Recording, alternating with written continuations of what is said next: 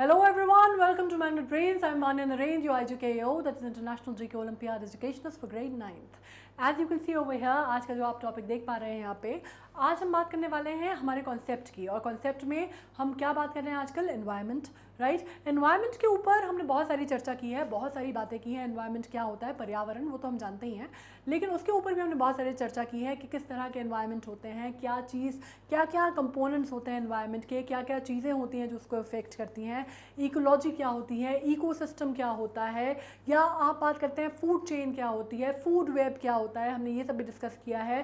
Biodiversity क्या होती है, हमने ये डिस्कशन किया। हमने बहुत सारी चीज़ें डिस्कशन की हैं। हमने ओजोन होल जो हो रहा है उस पर डिस्कशन किया है, क्लाइमेट चेंज डिस्कशन किया है। हमने जो कंसर्न्स हैं, जो ग्लोबल कंसर्न्स हैं, जो कि यूएन ने बताई हैं क्लाइमेट चेंज के ऊपर, या यूएन या एनवायरनमेंट से रिलेटेड, हमने वो भी डिस्कशन किया है। तो आज उसी पे आगे बढ़ते हुए हम ऐसा टॉपिक डिस्कस करने वाले हैं जो कि आपने बहुत सुना होगा, ग्रीन हाउस इफेक्ट। अब ग्रीन हाउस इफेक्ट एक्चुअली ये एक ऐसा टॉपिक है जिसको ना समहाउ मैं जानती हूँ बहुत सारे स्टूडेंट्स को, इनफैक्ट आपके साथ भी ये होगा, या बड़े भी करते हैं स्टूडेंट्स, क्या इनको क्या लगता है क्लाइमेट चेंज और ग्रीन हाउस इफेक्ट जो है वो ऑल्टरनेटिव है एक दूसरे के, या सिनोनिम्स है। मतलब आप क्लाइमेट चेंज की जगह ग्रीन हाउस इफेक्ट बोल दीजिए, ग्रीन हाउस इफेक्ट की जगह आप क्लाइमेट चेंज बोल दीजिए, एक ही बात है, राइट। क्लाइमेट चेंज बेसिकली हमें ये समझना है कि ग्रीन हाउस इफेक्ट हम किसको बोलते हैं, और क्लाइमेट चेंज का एक कंपोनेंट है या एक हिस्सा है, मात्र एक भाग है उसका जो ग्रीन हाउस इफेक्ट भी है, ठीक है। क्लाइमेट चेंज ज़्यादा बड़ा एक अम्ब्रेला टर्म हो जाता है, ठीक है। अब इसमें हम देख रहे हैं, इसमें बहुत सारी चीज़ें आप समझ सकते हैं। यहाँ पे जो आप देख रहे हैं वो आप देख रहे हैं कि अर्थ का सरफेस है, उस पर किस तरह से सन की जो रेज है वो आ रही हैं, जिसपे हमने ओजोन लेयर की भी मैंने बात की।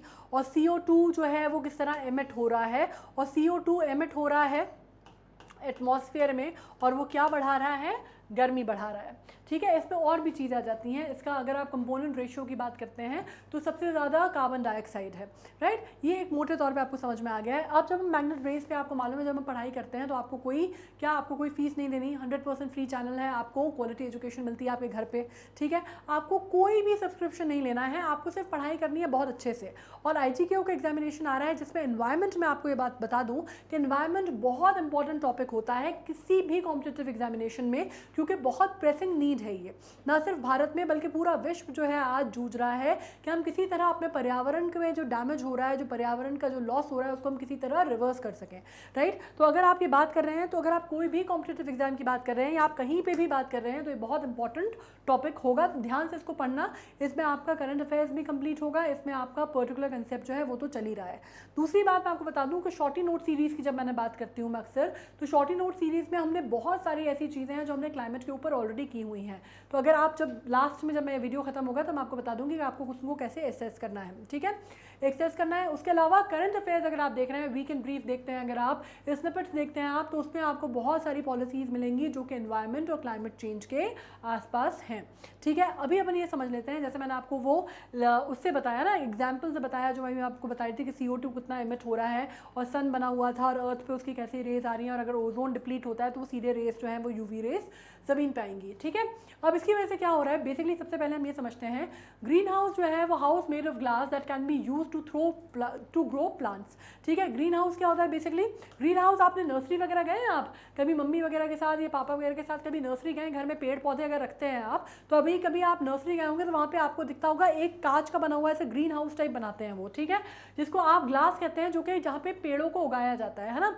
Sons radiation warm the plants and the air inside the green house. और इससे क्या होता है बेसिकली, रेडिएशन जो है सन का, जब रेडिएशन है जो उस पर पड़ता है, सूरज की रोशनी जब उसको पड़ती है तो वो क्या करता है, वो वार्म करता है प्लांट को, ठीक है, वार्म करता है, और and the air inside the green house, ठीक है, उसे पर्कुलेट होती है, कांच का बना हुआ होता है तो पर्कुलेट होती है, सन की जो रेज हैं वो अंदर तक जाती हैं, प्लांट पे जाती हैं, प्लांट पे जाएंगी, जाहिर सी बात है कि प्लांट जो है वो वार्म अप होगा, ठीक है। The heat trapped inside can't escape out and warms the green house which is essential for the growth of plant. अब इससे क्या होता है बेसिकली, इसको आप सिंपल भाषा में ये समझिए कि जब वो सन की रेज आई, जैसे मैंने ग्रीन हाउस बनाया, ठीक है, इसको ग्रीन ही कलर का बनाते हैं ना अपन, रेड नहीं बनाते, ठीक है, समझने में आसान होगा, ठीक है। जैसे मैंने ग्रीन हाउस बना दिया, ठीक है, ये तो मैंने घर बना दिया है एक्चुअली, इसको ग्रीन हाउस समझ लेना तुम लोग, ठीक है। ये ग्रीन हाउस बना दिया मैंने, ठीक है, इसमें रखे हुए हैं खूब सारे प्लांट, ठीक है, इसमें है खूब सारे प्लांट रखे हुए हैं, नर्सरी समझ लो, ठीक है। और ये जो है पूरी ग्लास वॉल है, ठीक है। अब इसमें क्या हुआ, यहाँ पे है अपने सूरज बाबा, यहाँ पे हैं अपने सूरज चाचू, ठीक है। अब सूरज चाचू क्या कर रहे हैं, सूरज चाचू की आ रही है रोशनी, यहाँ पे रोशनी जाहिर सी बात है क्योंकि ग्लास का बना हुआ है, ओपेक तो है नहीं, ट्रांसपेरेंट है, ट्रांसपेरेंट है तो सूरज की रोशनी क्या है, सीधे सीधे पड़ रही है इन प्लांट्स पे। अब हो क्या रहा है, इन प्लांट्स को वो कर रही है वार्म, और एयर वगैरह क्योंकि ये बंद है यहाँ से, यहाँ पे ताला लगा हुआ है इसमें, ठीक है, यहाँ पे ताला लगा हुआ है, यहाँ से कोई निकल नहीं सकता बाहर, ये पूरी तरह से सील्ड है।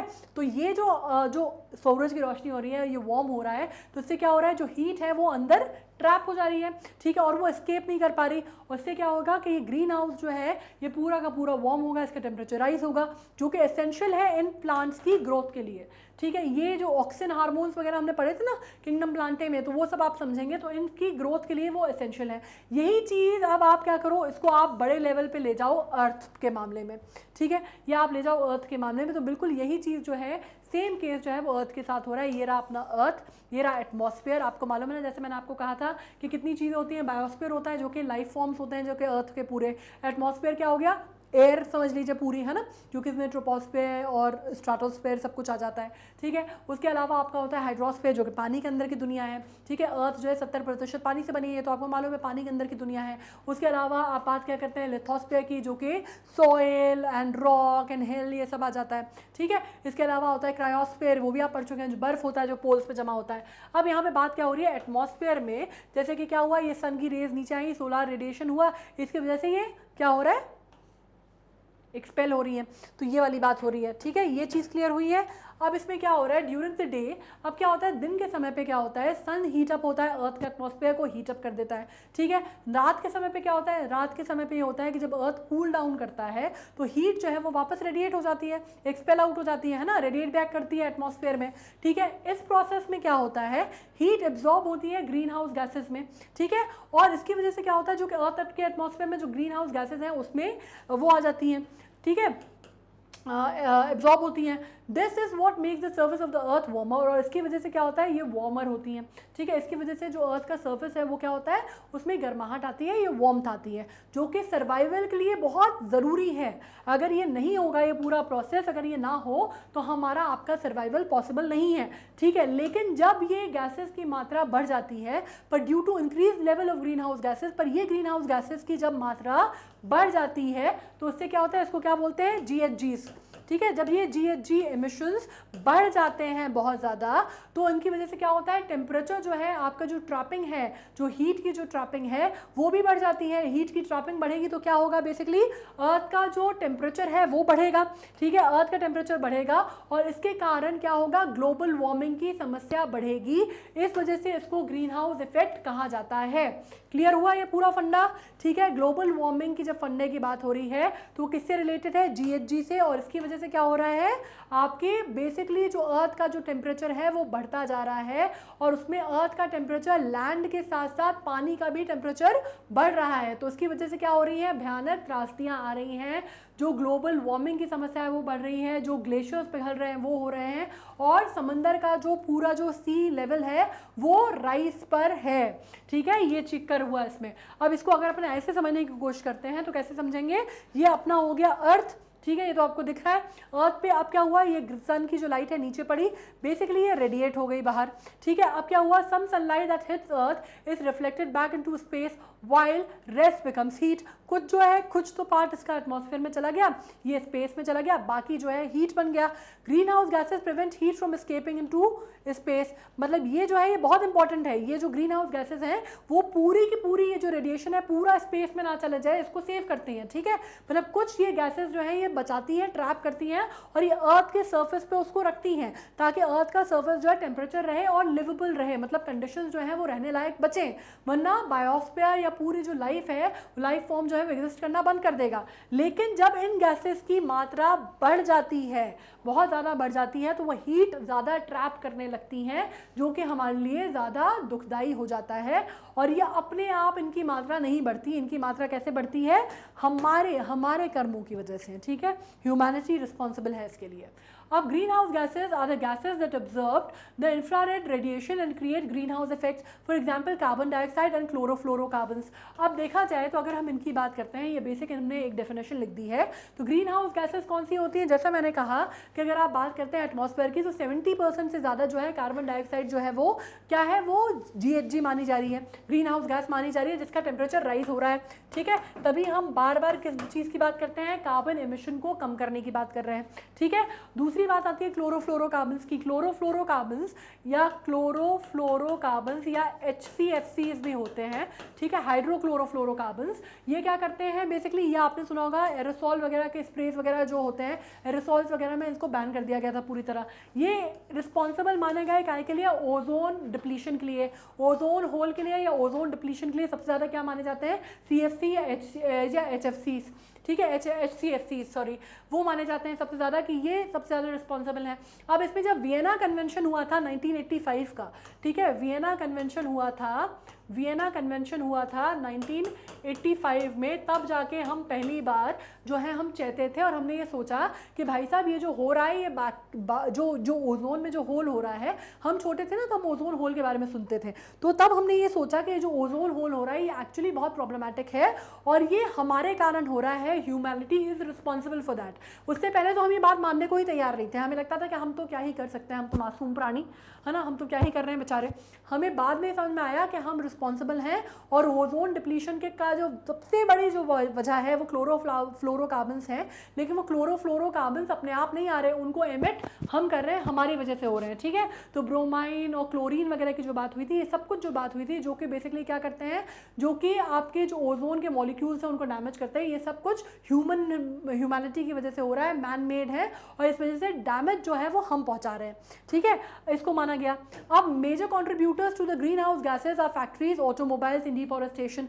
अब सबसे बड़ा अगर आप कारण देखते हैं कि क्या कारण है, तो आपको ये पता चला कि कि जब आपने स्टडी की तो आपको पता चलता है कि पिछले 100 सालों में इतना कभी भी ग्रीन हाउस गैस इफेक्ट नहीं रहा जितना अभी रहा है। और ये ग्रीन हाउस गैसेस कैसे एटमॉस्फेयर में इस लेवल पे हम जा रही हैं, फैक्ट्रीज, इंडस्ट्रियलाइजेशन, रैपिड इंडस्ट्रियलाइजेशन की वजह से, ऑटोमोबाइल्स की वजह से, डिफॉरेस्टेशन की वजह से सबसे बड़ा कारण है इसका। ठीक है, और अक्रॉस द वर्ल्ड है, जो डेवलप्ड कंट्रीज़ हैं वहाँ पे ज़्यादा होता है, डेवलपिंग कंट्रीज़ में कम होता है, लेकिन होता सब जगह है।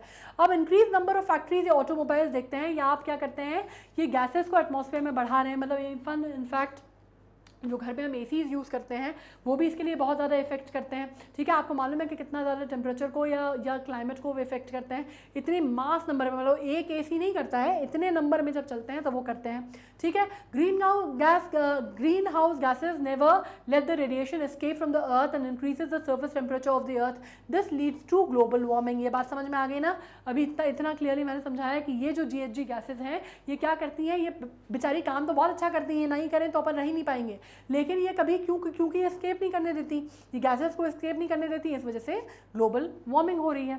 ये चीज़ क्लियर हुई है।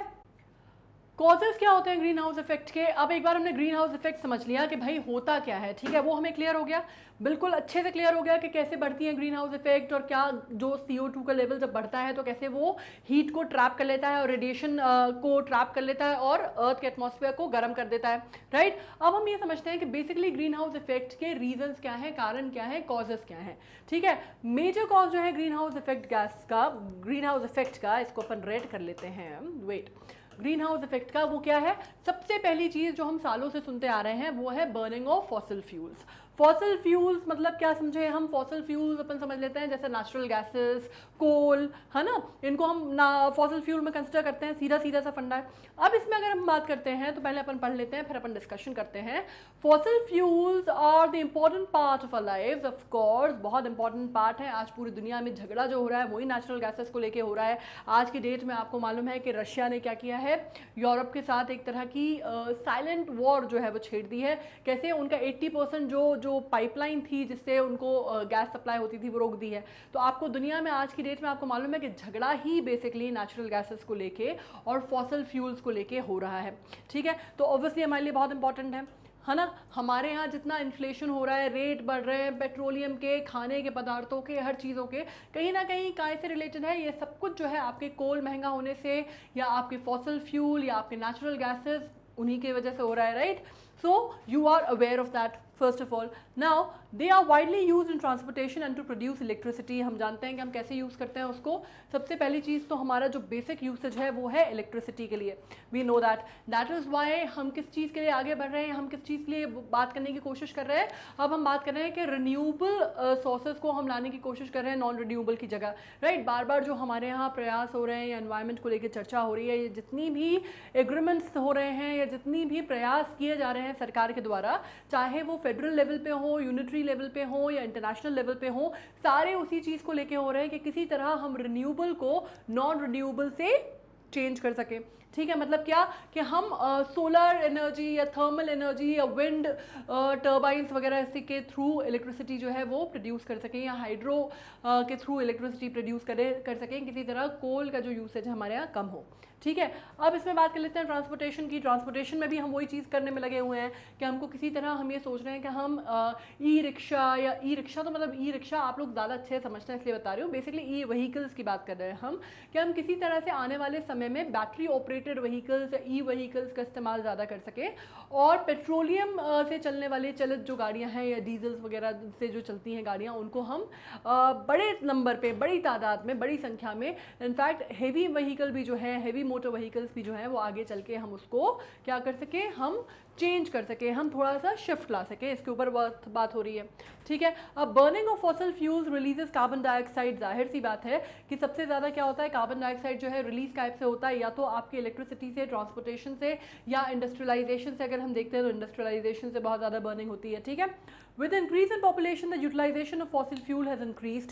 अब इसमें किस हद तक हो गया है, मतलब जब सबसे पहले अगर अपन बात करते हैं तो कोल इंजन्स की शुरुआत अगर हम मान लेते हैं 1700s में, अगर हम बात करते हैं तब से, अगर हम तब के युग की हम डिस्कशन करना चालू करते हैं, मतलब आप मान लीजिए 1776 के जो आंकड़े बताते हैं, मतलब पहला जो इंडस्ट्रियल रेवोल्यूशन आप मानते हैं, उससे पहले के जो आंकड़े थे और अभी में, आपको पता चलेगा कि 4000 टाइम्स, 4000 गुना इस्तेमाल जो है फॉसिल फ्यूल्स का अक्रॉस द वर्ल्ड बढ़ गया है सिंस 1776.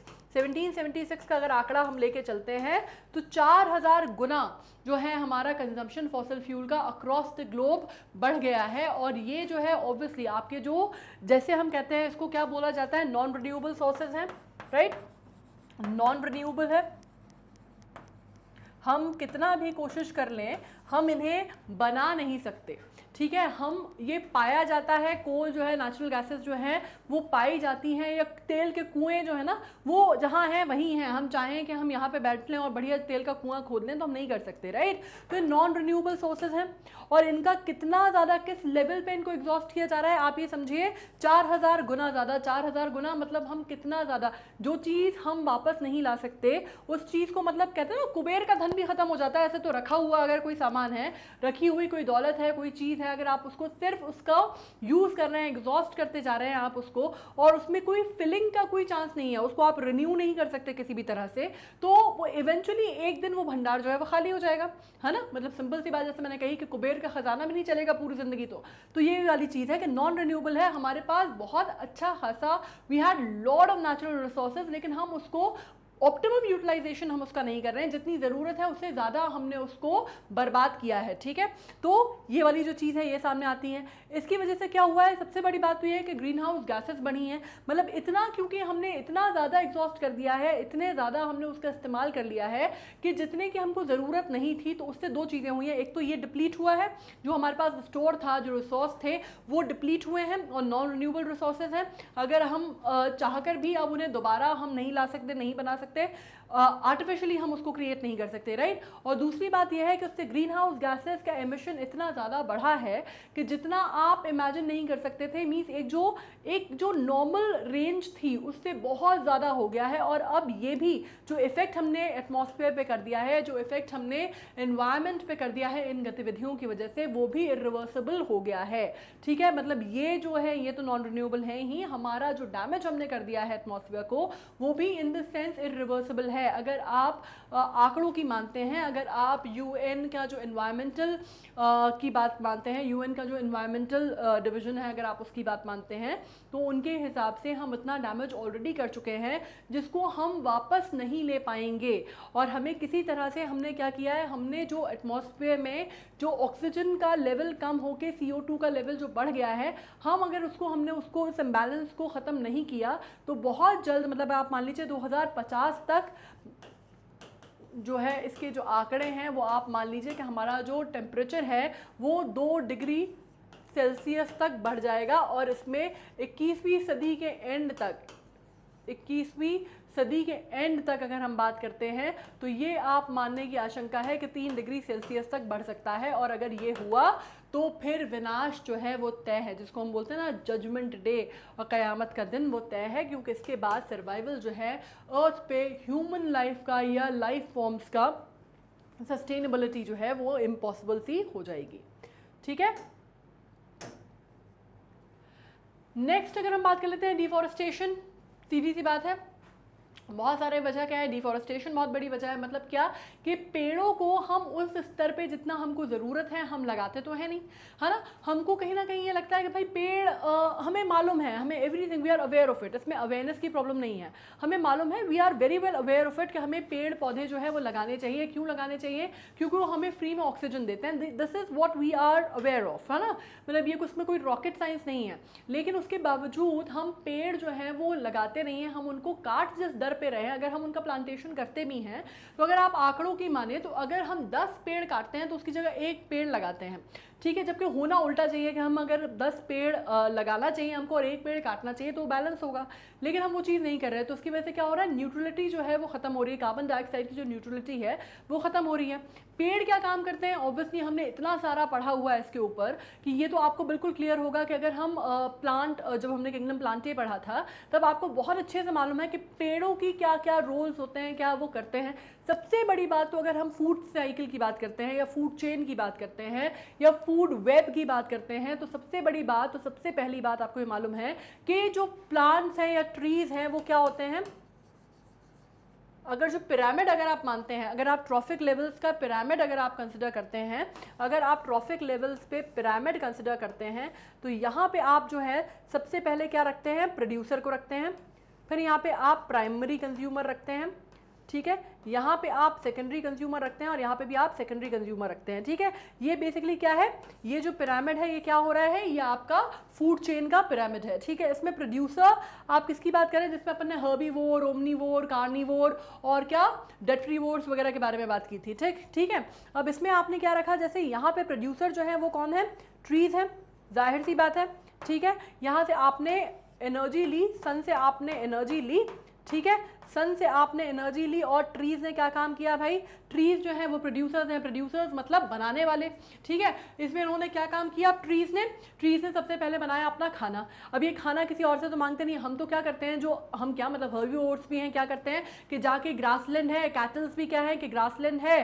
वहाँ गए और वहाँ पे उन्होंने चर लिया अपना जो उनको खाना खाना है। जो कार्निवोरस हैं वो उन्होंने जानवरों को खा लिया, ठीक है। तो कोई भी यहाँ पे अपना खाना स्वयं नहीं बना रहा एक्सेप्ट फॉर ट्रीज अपना खाना स्वयं बनाते हैं, ठीक है। इसलिए इनको ये ट्रॉफिक लेवल्स के में सबसे नीचे आते हैं, मतलब सबसे बेस अगर ट्रॉफिक लेवल का माना जाता है तो इन्हीं को माना जाता है, ठीक है। उसके बाद इनको क्या बोला जाता है, इनको आपको मालूम है बोला जाता है ऑटोट्रोफ। ऑटोट्रोफ मतलब क्या, वो जो अपना खाना स्वयं बनाते हैं, अपना खाना स्वयं बनाने में सक्षम है, जो कि हम नहीं हैं। हम क्या, कोई भी लाइफ फॉर्म इनके अलावा नहीं है, ठीक है। प्रोड्यूसर्स अगर आप देखें तो ट्रीज ही हैं। डेट्रीवोर्स भी इन द वे नहीं है, मतलब वो भी इन्हीं पे कहीं ना कहीं निर्भर करते हैं। जो सॉइल होती है, जो बाकी चीज़ें होती हैं, डिकम्पोज करने पे उस पर आते हैं, ठीक है। उसके ऊपर कौन सा आ गया आपका, प्राइमरी कंज्यूमर्स आ गए। प्राइमरी कंज्यूमर्स के आगे ऊपर आ गए आपके सेकेंडरी कंज्यूमर्स जो इनको खा रहे हैं, है ना। प्राइमरी कंज्यूमर्स कौन है, जो इन पे ट्रीज को, प्राइमरी कंज्यूमर्स वो हैं जो ट्री के ऊपर निर्भर हैं अपने भोजन के लिए। सेकेंडरी कंज्यूमर्स जो हैं प्राइमरी कंज्यूमर्स पे हैं, और ये सेकेंडरी कंज्यूमर्स ऊपर जो है ये टर्शरी सेकेंडरी कंज्यूमर्स कौन से होते हैं, जो सेकेंडरी कंज्यूमर्स पे हैं, ठीक है। अब इसके बाद ये पूरी साइकिल जब आपकी गोल घूम जाती है, सबने एक दूसरे को, सबने खा पी लिया, सब काम हो गया, तो इवेंचुअली क्या होगा, ये जो टर्शरी सेकेंडरी कंज्यूमर्स हैं ये भी फाइनली एक दिन तो खत्म हो जाएंगे, ठीक है। डाई होंगे, डाई करके डिकम्पोज होंगे तो इनको कौन खाएंगे, इनको खाएंगे डेट्रीवोर्स, ठीक है। डेट्रीवोर्स ने खाया। अब डेट्रीवोर्स ने क्या किया, डेट्रीवोर्स ने इनको पूरी तरह से कंज्यूम कर लिया जितना कंजम्पशन हो सकता था। फिर फाइनली आपने जो सॉइल में जाके उनके जो फाइनली जो लास्ट के उनके रिमेन्स हैं वो सॉइल में चले गए। सॉइल में क्या हुआ, वो डिकम्पोज हुए। डिकम्पोज होकर किसके लिए फर्टिलाइजर का काम किया उन्होंने, फिर से आपके प्रोड्यूसर्स के लिए, आपके ऑटोट्रोफ्स के लिए। ठीक है, तो ये चीज़ क्लियर हो गई है। अब इसमें ये हुआ है कि ऑटोट्रोफ्स अब खाना बनाते कैसे हैं, तो ये आपको फूड चेन समझ में आ गई। ठीक है, इस फूड चेन के बिना अगर ये फूड चेन डिसरप्ट होती है कहीं पे भी तो पूरी दुनिया जो है वो ठप पड़ जाएगी। ठीक है, पूरी की पूरी लाइफ साइकिल जो है, और इसमें से कोई भी अगर एक भी अगर आप लेवल जो है अगर आप इसको कम कर देंगे तो पूरी की पूरी जो दुनिया है वो इवेंचुअली ठप पड़ जाएगी। ये हमने पढ़ा हुआ है। ठीक है, इसमें से अगर आपने मतलब जिसको आप सड़ा सा केचुआ समझते हैं ना, डेट्रीवोर्स, अगर वो भी आपने हटा दिए तो भी ये साइकिल इनकम्प्लीट रह जाएगी, तो भी जो है लाइफ फॉर्म्स जो है अर्थ पे सस्टेन नहीं कर पाएंगे। तो इसमें तो आप बात कर लीजिए डेट्रीवोर्स की, जिनको बेचारों को बिल्कुल ही एकदम ऐसा सौतेला व्यवहार जिनके साथ किया जाता है ना, वो भी इतने इंपॉर्टेंट है। तो आप सोच लीजिए कि ट्रॉफिक लेवल्स का जो बेस है वो कितना इंपॉर्टेंट होगा। ये पेड़ों को अगर आपने हटा दिया तो फिर कुछ हो ही नहीं सकता है। ठीक है, अब क्या हो रहा है, ऑटोट्रोफ है तो मतलब क्या, खाना अपना खुद बना रहे हैं। कैसे बनाते हैं ये आपको मालूम है, किस प्रक्रिया से बनाते हैं ये बताते हैं, फोटोसिंथेसिस की प्रक्रिया से। फोटोसिंथेसिस तो हम इतना पढ़ चुके हैं ना कि इसको मैं डिटेल में बिल्कुल नहीं समझाऊंगी। इतना समझ लो कि मतलब क्या करते हैं वो, बेसिकली लेते क्या है, वो पानी चाहिए होती है, सॉइल चाहिए होती है, खाद चाहिए होती है, मिट्टी चाहिए होती है, सन एनर्जी चाहिए होती है, और उससे वो बनाते क्या है, खाना बनाते हैं अपना। उसमें क्या करते हैं वो अपना खाना बनाते हैं, तो मतलब वो बेसिकली कार्बन डाइऑक्साइड जो है वो इस्तेमाल करते हैं, ऑक्सीजन जो है वो रिलीज़ कर देते हैं। ये ऑक्सीजन जो वो रिलीज़ करते हैं तो इतना परफेक्ट बैलेंस है लाइफ फॉर्म्स में और उनके बीच में, मतलब बिल्कुल जिसको आप कहते हैं ना बिल्कुल परफेक्ट, बिल्कुल कंपेटेबिलिटी इतनी सही है ना, बिल्कुल कॉम्प्लीमेंट्री है कि भाई हमें जो चीज़ जो तुम्हारे लिए वेस्ट है वो हमारे लिए भोजन है, वो हमारे लिए ज़रूरी है हमारी सर्वाइवल के लिए, और जो हमारे लिए वेस्ट है वो तुम्हारे सर्वाइवल के लिए ज़रूरी है। तो कितना बढ़िया सिम्बायोटिक रिलेशन हो सकता है, राइट। और ये सब कुछ हम जानते हैं, मतलब जानवर बेचारे, पेड़ पौधे ये तो नहीं समझते इस बात को। इनके अंदर तो जिसको कहते हैं ना, इनके अंदर तो सोचने समझने की शक्ति नहीं दी भगवान ने, लेकिन हमारे अंदर दी है। ठीक है, लेकिन उसके बावजूद हम सोचने समझने वाले लोग और भगवान की सबसे सर्वश्रेष्ठ कृति ये समझ सकती है जो कि भैया अगर पेड़ काट दिए तो अपना सर्वाइवल मुश्किल है, तो भी हम पेड़ काटते हैं। और किस लेवल पे काटते हैं मालूम है आपको, अगर आप डिफॉरेस्टेशन की बात करते हैं तो plants and trees take in carbon dioxide and release oxygen, ये तो मैंने बता दिया आपको। ठीक है, due to cutting of trees there is a considerable increase in the green house gases which increase the earth temperature, ये भी समझ में आ गया आपको। और किस दर पे काटते हैं आपको मालूम है, मतलब आप ये सोचिए कि पूरी दुनिया में अगर हम डिफॉरेस्टेशन के आंकड़े लेते हैं, हालांकि थोड़े अभी आंकड़े ठीक हुए हैं, किस हिसाब से ठीक हुए हैं, मतलब अगर आप ये आंकड़े कंसिडर कर रहे थे थोड़े साल पहले तक, तो ये 16 मिलियन हेक्टर जो है, 16 मिलियन हेक्टर तक जो फॉरेस्ट है कवर है उनको काटा जा रहा था। ठीक है, तो ये आंकड़े थोड़े से नीचे आए हैं, मतलब ये middle of the 21st century थी, मतलब middle of the 21st century, मतलब 2000 से आप मान लीजिए 2000 तकरीबन, आप इसको मोटा मोटा मान लीजिए 2014 तक। ठीक है, 2014 के आसपास तक ये आंकड़े थे।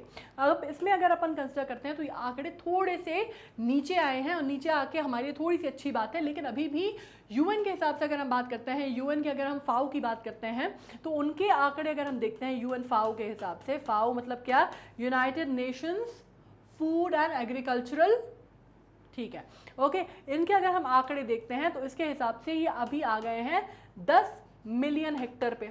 ठीक है, 10 मिलियन हेक्टर पे, अभी इससे तो कम हुआ है, मतलब ये जो आंकड़े हैं ये 2020 के हैं। ठीक है, 2020 के हैं, तो अभी ये इससे तो नंबर कम हुआ है, लेकिन अभी भी चिंताजनक है। मतलब अभी भी ऐसा आंकड़े नहीं है जिसको आप कहें कि भैया बहुत ही चलो ठीक है, बहुत हमने काम कर लिया है, क्योंकि हमने नुकसान इतना पहुंचा दिया ना कि उसको रिवर्स करने में हमें अभी बहुत साल लग जाएंगे। ठीक है, ये आंकड़े। अब इसमें आपको मालूम है एक और चीज़ मैं आपको बहुत हैरानी वाली बताती हूँ कि जब हम बात करते हैं अमेजॉन रेन फॉरेस्ट की, एक तो आपको मालूम है ये जो घटनाएं हैं, एक तो ग्रीन हाउस गैस इफेक्ट वैसे ही बढ़ रहा है क्योंकि आपका फॉरेस्ट कवर कम हो रहा है। ठीक है, तो आपका जो एटमॉस्फेयर में प्रेशर है वो, मतलब एटमॉस्फेयर में जो हीट है, जो वार्मथ है वो बढ़ रही है, ये एक पॉइंट है। दूसरा पॉइंट आपको पता है क्या है, ये जो गर्माहट बढ़ रही है या ग्लोबल वार्मिंग की जो समस्या हो रही है, इसमें जो फॉरेस्ट में जो आग लगने वाली घटनाएं हैं वो भी ज़्यादा बढ़ रही हैं। अभी आपने सुना होगा, अभी आपने कोविड के टाइम पे सुना होगा कि अमेजॉन रेन फॉरेस्ट का कितना बड़ा हिस्सा जो है वो जल के नष्ट हो गया। ठीक है, उसके बाद आपने सुना होगा ऑस्ट्रेलिया के जंगलों में कितनी भीषण आग लगी थी, कितने सारी बायोडाइवर्सिटी का उसमें लॉस हुआ था। ठीक है, उसके बाद अगर हम बात कर लेते हैं इंडिया की, तो इंडिया में अभी आपको मालूम है उत्तराखंड के पहाड़ों में जो जंगल थे उत्तराखंड के, उसमें कितना बड़ा जो एरिया है वो नष्ट हो गया था। इसी तरह की घटनाएं आसाम में हो चुकी हैं, मध्य प्रदेश के कई फॉरेस्ट कवर में हो गई हैं। तो ये जो घटनाएं हैं जिसको आप कहते हैं कि फॉरेस्ट में जो आग लगने की घटनाएं हैं वो भी बहुत ज़्यादा होने लगी हैं बनस्बत जो पहले होती थी। अगर आप यही चीज़ अगर आप 1900s में देखते हैं, 20वीं शताब्दी में देखते हैं, तो वो काफ़ी कम थे वो आंकड़े compare to the 21st century, middle of the 21st century तक भी नहीं पहुंचे हैं। अभी तो हम पहले ही क्वार्टर में हैं, तो भी अगर हम देखते हैं कि पहले क्वार्टर तक भी वो आंकड़े बहुत ज़्यादा थे, मतलब काफ़ी ज़्यादा हो गए हैं कंपेयर टू 1900s। अब इसमें एक और चीज़ मैं आपको बता दूं कि अगर हम सिर्फ अमेजॉन रेन फॉरेस्ट का देखते हैं तो अमेजॉन रेन फॉरेस्ट में भी अगर आप बात कर लें तो उसमें तकरीबन 3000 प्लस, ठीक है, 3K प्लस मिलियन हेक्टेयर ज़मीन जो है वो लॉस हो गई है। ठीक है, उसके अगर आप आंकड़े देखते हैं तो वो लॉस हो गई है। अभी जब मुंबई में इनफैक्ट आपको देखा जाता है, जो ऊपर से जब ड्रोन कवर के थ्रू देखा गया था, ड्रोन के थ्रू उसका सर्वेलेंस हुआ था, जो एरिया है वहाँ का मुंबई के ऊपर, आपको मालूम है ना कि बहुत ज़्यादा वहाँ पे अभी वो चल रहा है, क्या बोलते हैं उसको, विरोध चल रहा है फॉरेस्ट को काटने के पीछे। तो वहाँ पे जब वो ड्रोन सर्वेलेंस हुआ तो उसमें पाया गया कि पहले जो था वो कवर जो था वो 75% के आसपास था, मतलब 73 से 75% के आसपास था, जो कि अभी 34% पे आ गया है। ठीक है, और ये बात हो रही है 1900 से, लेट 1900 से अगर हम बात करते हैं तो इसमें आप बात कर लीजिए, ये अभी रिसेंट है 2019 तक में। ठीक है, ये बात हो गई है। इसके अलावा अगर हम ये बात कर लेते हैं, अगर वर्ल्ड के वाइज अपन बात करते हैं, फॉरेस्ट कवर्स की अगर हम बात करते हैं, तो आपको मालूम है दुनिया का सबसे बड़ा फॉरेस्ट कवर रशिया में है। ठीक है, दुनिया के सबसे बड़ा देश भी रशिया है, दुनिया का सबसे बड़ा फॉरेस्ट कवर भी जो है वो रशिया में है।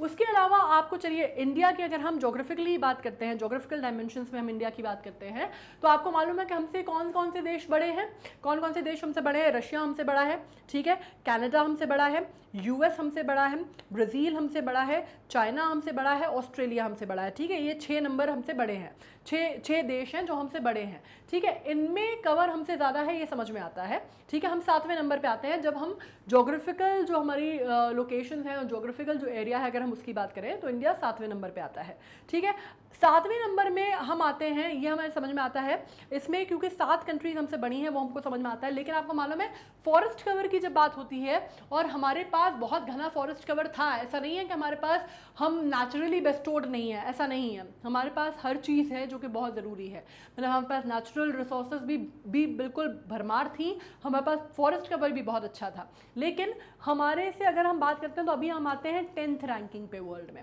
फॉरेस्ट कवर के मामले में 10th रैंकिंग पे आते हैं। और आप मानेंगे कि हमसे ऊपर जो कंट्रीज आती हैं वो आती हैं कॉन्गो, पेरू, इंडोनेशिया, मतलब ये इतने छोटे छोटे जो कंट्रीज़ हैं उनका भी अगर आप एरिया देखें, स्क्वायर किलोमीटर वाइज देखें, तो उनका भी फॉरेस्ट कवर हमसे ज़्यादा है, जो कि हमारे लिए चिंताजनक बात भी है और शर्मनाक बात भी है। मतलब बाकी जो 6 हमसे ऊपर है उनका ज़्यादा है, वो तो समझ में आता है कि चलो जोग्राफिकल आप बोल देंगे कि भाई वो तो लैंड एरिया ही उनका बहुत बड़ा है, तो उनका फॉरेस्ट कवर भी हमसे बहुत बड़ा है। लेकिन Peru, Indonesia, Congo, can you believe कि उनका कॉन्गो, उनका एरिया हमसे बड़ा है, राइट, फॉरेस्ट कवर, ये हालत है हमारी। अब इंडिया में भी अगर हम बात करते हैं तो मध्य प्रदेश में सबसे ज़्यादा फॉरेस्ट कवर है। ठीक है, तो ये मालूम है आपको, लेकिन वो भी डिप्लीट हो रहा है, तो उसको हमको रोकने की ज़रूरत है। ठीक है, ये समझ में आ गया है पूरा, है ना, कि अगर हम पेड़ ऐसी रफ्तार पे काटते जाएंगे तभी अभी बहुत ज़्यादा आपको पेड़ अगर काटना हो, इनफैक्ट अगर घर में भी आपके कोई पेड़ कटा हो तो आपको फॉरेस्ट विभाग से परमिशन लेनी पड़ती है। अब बहुत नॉर्म्स हमारे स्ट्रिक्टर हुए हैं, लेकिन बहुत देर कर दी मेहरबा, आते आते वाला हिसाब तो है हमारे साथ। ठीक है, ये पॉइंट समझ में आ गया।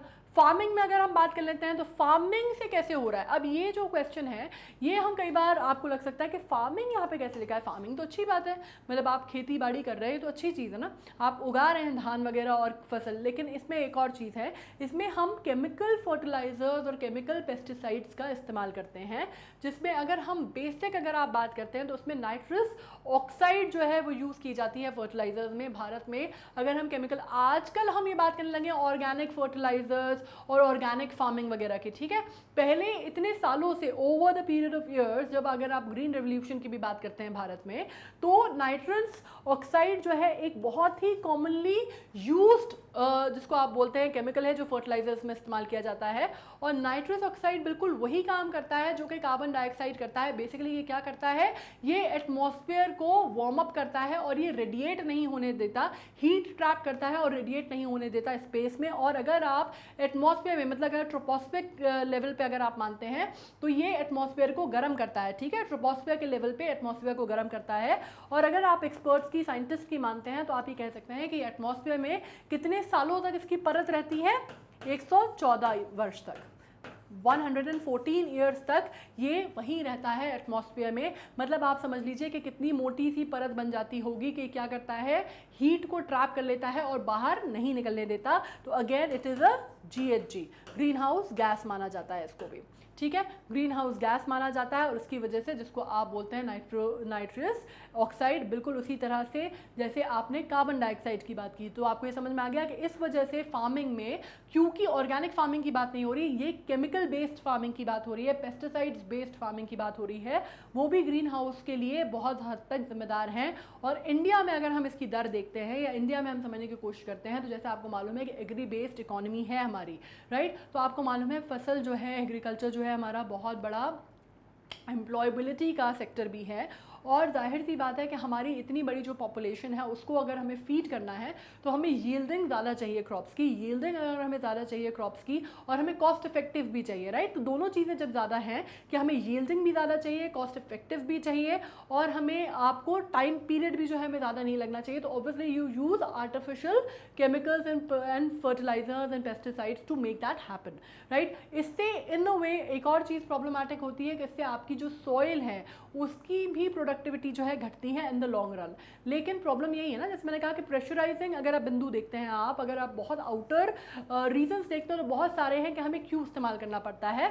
But now the government is becoming a little, जिसको कहते हैं ना, आप थोड़ा सा शिकंजा जो है टाइटन किया है गवर्नमेंट ने हाथ, कि अब बात की जा रही है जो है वो केमिकल रहित फर्टिलाइजर्स की। आपने कई जगह देखा होगा केमिकल रहित फर्टिलाइजर्स और पेस्टिसाइड्स जो हैं वो भी आजकल किसान या कृषि विभाग वाले जो हैं वो जो है वो डिस्ट्रीब्यूट करते हैं और वहाँ से आप ले सकते हैं। जो कृषि सेंटर्स होते हैं या किसान सेंटर्स होते हैं वहाँ पे आजकल बहुत बड़ा इसका भी एक आप कह सकते हैं कि क्या कह रहे हैं, कैंपेन जैसी जो है वो चल रही है, ठीक है। नेक्स्ट बात हम कर लेते हैं इंडस्ट्रियल वेस्ट एंड लैंडफिल्स। जो डंपिंग ग्राउंड हम कहते हैं ना, लैंडफिल्स जो हम कहते हैं, ये लैंडफिल्स आप देखिए यहाँ पे दिख रहे हैं आपको लैंडफिल्स। तो बेसिकली क्या होता है, इंडस्ट्रीज और फैक्ट्रीज जो हैं वो हार्मफुल गैसेस प्रोड्यूस करती हैं, ऑब्वियसली करती हैं, जो कि फाइनली कहाँ रिलीज होंगी, एटमॉस्फेयर में, है ना। चिमनीज आप देख लेते हैं, धुआं जो निकलता है चिमनीज से, जो बड़े बड़े आप थर्मल प्लांट्स भी अगर आप देखते हैं तो उसमें भी जो बड़ी बड़ी चिमनीज लगी होती हैं और आपने देखा है कि किस हद तक उसमें से धुआं निकलता है, तो ये कहाँ जा रहा है, ये सब एटमॉस्फेयर में जा रहा है, ठीक है। तो इससे भी जो आपके ग्रीन हाउस गैसेज हैं वो जो है वो इमिट हो रही हैं। इससे क्या हो रहा है, फाइनली आपका ग्रीन हाउस गैस एमिशन जो है वो बढ़ रहा है और उसको कंट्रोल करने के इसके बहुत सारे नियम, कायदे, कानून, इंडस्ट्रियल लॉज भी बने हुए हैं, लेकिन इतने से ज़्यादा नहीं होना चाहिए। आपको किसी तरह से आपको कितना चिमनी से आप कितना स्मोक जो है वो निकल सकता है, कितना आपको प्रोडक्शन करना है, वो सब कुछ आंकड़े बने हुए हैं, लेकिन उतने अभी वर्कबल नहीं है वो, ठीक है। इसके अलावा जब हम लैंडफिल्स की बात करते हैं तो वो भी कार्बन डाइऑक्साइड रिलीज करते हैं और मीथेन को ऐड करते हैं ग्रीन हाउस गैसेस में, ठीक है। ये जो कचरा है ना, ये जो अगर आपको लग रहा है कि ये कैसे करता है, तो ये भी बेसिकली कार्बन डाइऑक्साइड और मीथेन को ऐड करता है ग्रीन हाउस गैसेस में। जैसे मैंने कहा आपसे, एक और चीज़ होती है कि हर एनर्जी पे, जैसे हमने इनफैक्ट जो ट्रॉफिक लेयरिंग आपने समझी ना, ट्रॉफिक लेयर्स मैंने आपको बताई जो फूड चेन की भी, उसमें भी जो एनर्जी है वो कन्वर्जन होता है, हर चीज़ में एनर्जी कन्वर्जन हो रहा है, हीट लॉस होता है, एनर्जी कन्वर्जन होता है, मीन्स हर लेवल पे वो चीज़ हो रही है, right. So this is the process which happens, मतलब नेसेसरली हमको दिखाई नहीं देती वो चीज़, तो हमें लगता है कि ये कैसे हो सकता है या how is it happening, but of course it is happening. और ये लैंडफिल्स भी बहुत बड़ी मुसीबत का कारण बने हुए हैं। बहुत बड़े जो डंपिंग ग्राउंड्स हैं इंडिया में, उनको भी आप किसी तरह से प्रोसेसिंग यूनिट्स हैं वहाँ पे बहुत ज़्यादा उसको चेंज करने की कोशिश अभी कर रहे हैं, या रिसाइकलेबल हम उसको बनाने की, जितना ज़्यादा हम उसमें ये लैंडफिल्स को कवर कर सकते हैं इसकी कोशिश की जा रही है, ठीक है। तो अगर आप देखेंगे कि बहुत बड़े बड़े शहरों में ये चीज़ हो भी गई है, जो बड़े बड़े डंपिंग ग्राउंड्स या लैंडफिल्स थे वहाँ पे उन्होंने इसको कवर कर दिया, इन द सेंस इसमें पार्क जैसा उन्होंने डेवलप कर दिया है, या ओपन में जो लैंडफिल्स थे उसको कम से कम इन्होंने कवर करने की कोशिश की है, जो वहाँ की लोकल ऑटोनॉमी जो बॉडी है उनने, ठीक है। तो ये आपको मालूम है कि ये is one of the reasons. Now it is a phenomenon of the gradual increase in the average temperature of the earth's atmosphere. The main cause for this environmental issue is the increased volume of greenhouse gases as carbon dioxide and methane released by burning of fossil fuel, emission from vehicle industries and other activities. ये तो आपको समझ में आ गया, ठीक है, कि किस वजह से हो रहा है।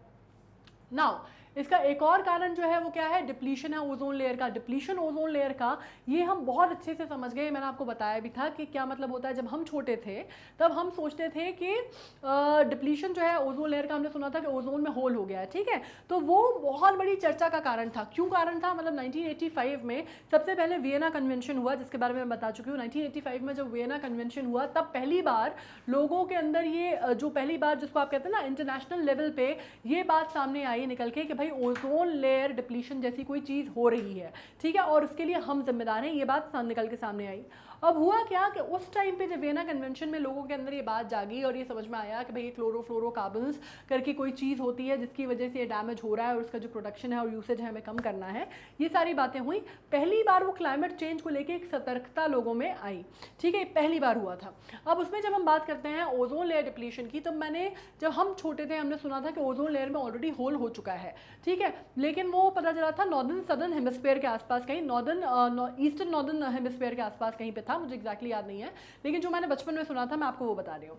उसके बाद ये हुआ कि आप जब बात करते हैं आज की डेट में फिर से साइंटिस्ट ने इसके ऊपर पूरी स्टडी की है और क्या निकल के आई है बात, ये बात निकल के आई है कि ओजोन का जो होल है वो ऑल सीजन ओजोन होल हुआ है। उस टाइम पे जो हुआ था वो स्प्रिंग सीजन ओजोन होल था, ठीक है। अभी ऑल सीजन ओजोन होल हुआ है एंटार्क्टिका, जो कि हुआ है कहाँ पे, ट्रॉपिक्स में हुआ है। और उसमें आपको क्या पता चला है, ट्रॉपिक्स में जो हुआ है उसमें एक चीज़ जो निकल के सामने आई है वो पता चलता है कि वो ओजोन होल इतना बड़ा है, इतना मैसिव है कि उसमें 7 एंटार्क्टिका आप समझ रहे हैं कितना बड़ा एरिया है, उसके जैसे 7 गुना ज़्यादा एंटार्क्टिका जो एरिया कवर है उससे बड़ा ये मैसिव होल है। तो इसकी वजह से साइंटिस्ट ने जब ये स्टडी किया है तो अभी उनकी जो नींद है वो बिल्कुल उड़ गई है। मतलब अभी कोविड के टाइम पे पता चला था कि वो जो पुराना कोविड जो ओजोन होल है अभी वो थोड़ा सा सिकुड़ना चालू हुआ था, तो लोग बड़े खुश हो रहे थे और बड़ा लोगों में तसल्ली थी कि चलो मतलब कुछ तो समथिंग इज हैपनिंग राइट, कहीं तो कुछ रिवर्सल हो रहा है।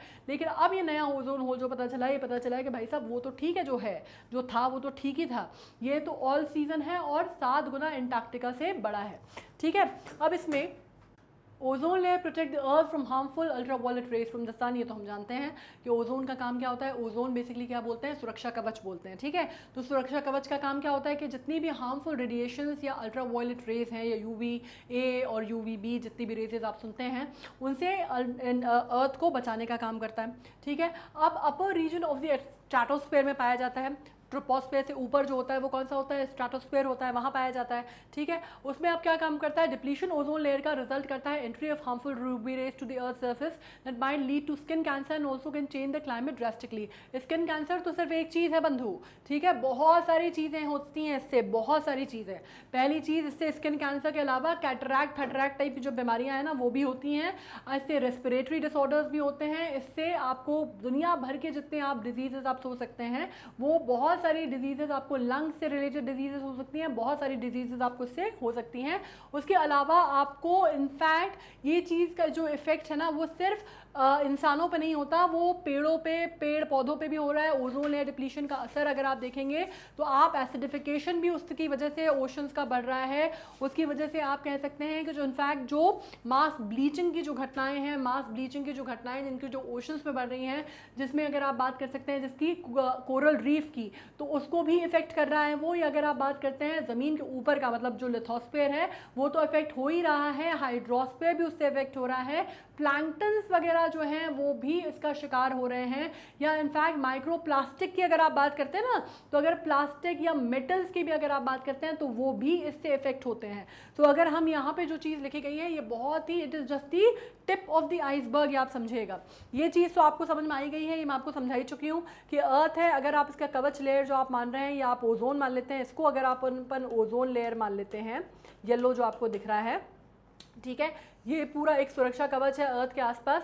अब यहाँ पे जैसे आपने मान लिया कि यहाँ पे ये होल हो गया और कितना बड़ा हुआ है आर्कटिक की एंटार्क्टिका की साइज का, तो ये जो है ये सन की जो रेज आ रही हैं वो बाकी जो रेज आ रही हैं वो यहाँ पे तो रिफ्लेक्ट बैक कर जा रही है, ठीक है, यहाँ पे तो वापस चली जा रही है, लेकिन यहाँ से अगर जहाँ पे होल है तो यहाँ पे सुरक्षा कवच नहीं बचा, तो सीधी बात है कि वो सीधे सीधे अर्थ पे आ रही हैं और अर्थ को इफेक्ट कर रही है। अब जैसे कि आपको मालूम है कि अर्थ जो है बेसिकली घूमता है, ठीक है, अर्थ कोई स्टैटिक तो है नहीं, अर्थ घूमता है, तो आप ये भी नहीं कह सकते कि किसी एक क्षेत्र को इफेक्ट कर रही है, right. This is very very clear that it is affecting the whole of the planet and not one specific location. ये भी मैं आपको बता दूं, लोगों को इसमें भी बहुत ज़्यादा दिक्कतें हैं, उनको समझ में नहीं आती ये बात, ठीक है। मेजर कॉज क्या है इस फिनोमेना का? ऑफ कोर्स आपको ये मालूम है कि उसकी वजह से नेचुरल ग्रीन हाउस गैसेज जो हैं, जिसमें क्लोरोफ्लोरोकार्बन्स की, और वो मैंने आपको बता ही दिया, ब्रोमाइन, क्लोरीन और इन सब के बारे में, तो ठीक है, कार्बन डाइऑक्साइड, मीथेन एक्सेट्रा, और इसके कारण ये सब कुछ हो रहा है, ठीक है।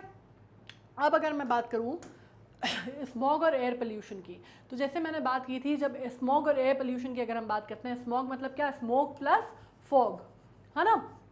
स्मॉग प्लस फॉग जो हुआ वो क्या कहलाया? आपका स्मॉग, ठीक है। खासकर ये चीज़ अगर आप दिल्ली एनसीआर वगैरह में देखेंगे तो आपने देखा होगा कि लोग बाकायदा दिवाली के बाद स्पेशली आप देखेंगे, उसका रीज़न ऑफ कोर्स वो फिर दूसरी चीज़ों पर भी डाल देते हैं, सिर्फ फायर क्रैकर नहीं है, लेकिन आपको समझाने के लिए मैं बता दूं कि ये आपको बता दूं, नॉर्थ इंडिया में पंजाब साइड, दिल्ली साइड अगर आप देखेंगे तो जो दिवाली का पीरियड होता है नवंबर दिसंबर में, अगर आप देखेंगे तो उस टाइम पे जब आप देखते हैं तो आपको ऐसा लगता है जैसे पूरे में धुंधी धुंध है, ठीक है।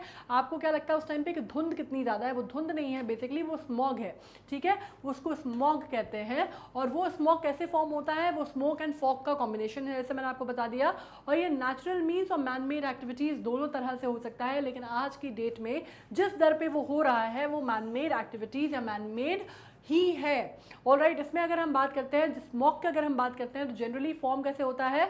Accumulation of more green house gases including nitrogen and sulphur oxides, ठीक है। SO2 और नाइट्रोजन की अगर हम बात करते हैं तो उसके अक्यूमुलेशन से ये चीज़ होती है। और मेजर कंट्रीब्यूटर अगर हम बात करते हैं to the formation of smogs are automobile है, इंडस्ट्रियल एमिशन है, एग्रीकल्चरल फायर, जैसे मैंने कहा ना, वही मैंने आपसे कहा कि पंजाब में जो होता है उसको हम दिल्ली वाले जो है वो पंजाब पे डाल देते हैं, पंजाब वाले जो है दिल्ली के फायर क्रैकर्स पे डाल देते हैं, तो एक दूसरे के ऊपर वो लेन देन होता रहता है, जो जिसको बोलते हैं ना ब्लेम गेम जो है वो चलता रहता है।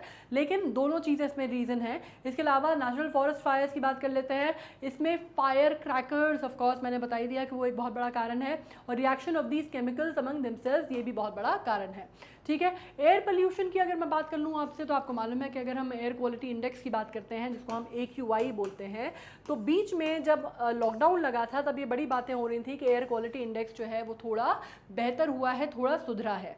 लेकिन बाद में पता चला कि भाई साहब कोई सुधरा नहीं है। जैसे ही लॉकडाउन हटा, जैसे ही वापस चीज़ें जो हैं ढर्रे पे आई, तो जो जितना था उससे भी वर्स्ट चला गया, ठीक है। तो अगर हम एयर क्वालिटी इंडेक्स की बात करते हैं तो आपको मालूम है कि अगर 30 कंट्रीज़ की जो बात की जाती है, 30 टॉप मोस्ट अगर पोजीशंस की बात करते हैं, 30 टॉप मोस्ट प्लेसेस की बात करते हैं with the worst air quality index, उसमें से 22 जो हैं केवल भारत में है, ठीक है। उसमें से 22 केवल भारत में है, ऐसे आंकड़ों ने कहा है। और इसमें बात सिर्फ दिल्ली की नहीं हो रही, दिल्ली एनसीआर से मुझे कोई दुश्मनी नहीं है, I love Delhi, that is the capital of the country, but मैं आपको बता दूं कि दिल्ली एनसीआर का नाम आता है, लेकिन वो मैंने तो लिखा नहीं है, मैं कुछ कर नहीं सकती उसमें, आंकड़ों में आता है, ठीक है। उसके अलावा जब मैं बात करती हूँ तो उसमें भी स्पेशली अगर आप एनसीआर का भी रीजन देखते हैं और आनंद विहार से लेके अगर आप नोएडा के साइड का रीजन देखते हैं तो वो ज़्यादा है, ठीक है।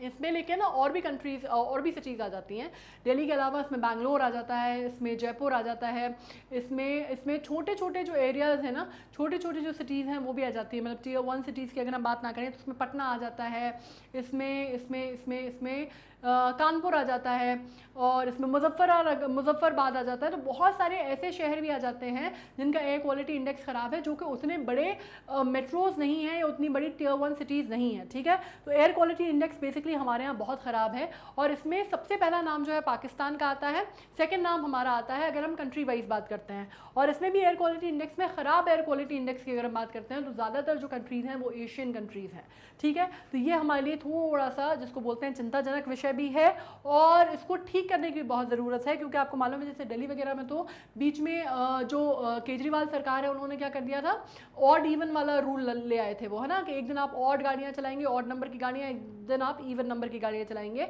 आपको पोल्यूशन कंट्रोल करना था। उसके अलावा क्या क्या हो गया था कि फायर क्रैकर्स पे तो बहुत सारी जगह पे बैन लग गया है, which is also a good step. लेकिन मतलब किसी भी तरह से अब जाके सरकारें जो हैं इस चीज़ पे आई हैं कि हमें किसी भी तरह से इन चीज़ों को रोकना है या हमें एयर क्वालिटी इंडेक्स ठीक करना है, क्योंकि जैसे मैंने आपको कहा कि डॉक्टर्स ने या आप हेल्थ केयर वर्कर्स की अगर आप बात माने तो उनका कहना है कि इतना अगर इस स्तर पे एयर क्वालिटी इंडेक्स गिरता रहा तो this is not fit for breathing. Not fit for breathing वो तो छोड़ ही दीजिए, लेकिन अगर इस तरह से होता रहा तो लोगों में लंग की diseases, lung cancer, respiratory disorders बहुत ज़्यादा आने लगेंगे, बच्चों में बहुत ज़्यादा आने लगेंगी ये प्रॉब्लम, और पूरी की पूरी बायोडाइवर्सिटी जो है वहाँ की वो पूरी तरह से हिल जाएगी। मतलब फ्लोरा फौना हर चीज़ इफेक्ट होगी उससे। मतलब इनफैक्ट अगर आप देख रहे हैं तो ये भी पता चला था बीच में कि जो जूज हैं, मतलब जो जू है वहाँ पे जो जानवर हैं उनमें रेस्पिरेटरी डिसऑर्डर्स भी देखे गए थे because of the bad air quality index, ठीक है। तो ये बहुत बड़ा कारण है। अब नेक्स्ट बात कर लेते हैं हम acidification of water bodies. Acidification अगर हम वाटर बॉडीज़ की बात करते हैं तो बेसिकली क्या हो रहा है, ओशन का एसिडिफिकेशन की मैंने आपसे बात की, ठीक है। अब इसमें एक और चीज़ हो रही है कि एसिडिफिकेशन कि जब ये जो चीज़ें हैं जिनकी हम बात करते हैं, जो कि एटमॉस्फेयर में जिस तरह से चीज़ें बढ़ रही हैं, एटमॉस्फेयर में जो ग्रीन हाउस गैसेस बढ़ रही हैं, जिसमें आप CO2 या SO2 या नाइट्रोजन ऑक्साइड की बात करते हैं, ठीक है। तो ये आपकी क्या कर रही हैं, ये बेसिकली आपके जो पूरा ओवरऑल जो टेम्परेचर है उसको वार्म अप कर रही हैं। इसके अलावा जब हम बात करते हैं तो increase in the total amount of green house gases in the air has turned most of the world's water body acidic. ज़्यादातर जो वर्ल्ड की जो वाटर बॉडीज़ हैं, इनफैक्ट जो फ्रेश वाटर बॉडीज़ हैं वो भी एसिडिक होती जा रही हैं। ओशन एसिडिफिकेशन जो है ओशंस का वो तो ऑब्वियसली बढ़ ही गया है, ठीक है, लेकिन फ्रेश बॉडी जो है, फ्रेश वाटर वो भी बढ़ गया है, ठीक है। ग्रीन हाउस गैसेस जो हैं बेसिकली क्या करती हैं, ग्रीन हाउस गैसेस कौन सी है मैंने आपको बता ही दिया, ठीक है।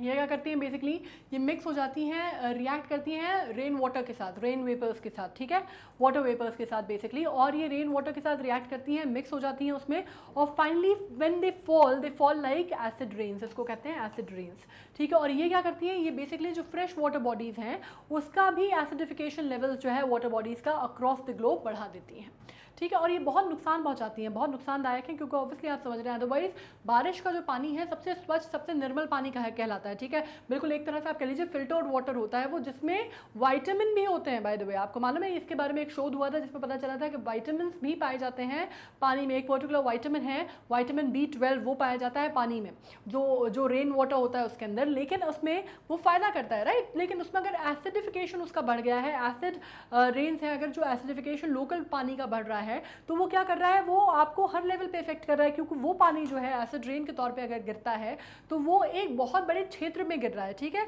आपकी जो फ्रेश वाटर बॉडीज़ हैं उसको भी कंटामिनेट कर रहा है, और आपका क्या कर रहा है, आपका ग्राउंड वाटर टेबल जो है उसको भी कंटामिनेट कर रहा है, ठीक है। तो ये दोनों लेवल पे आपके लिए बहुत ज़्यादा नुकसानदायक है in the longer run.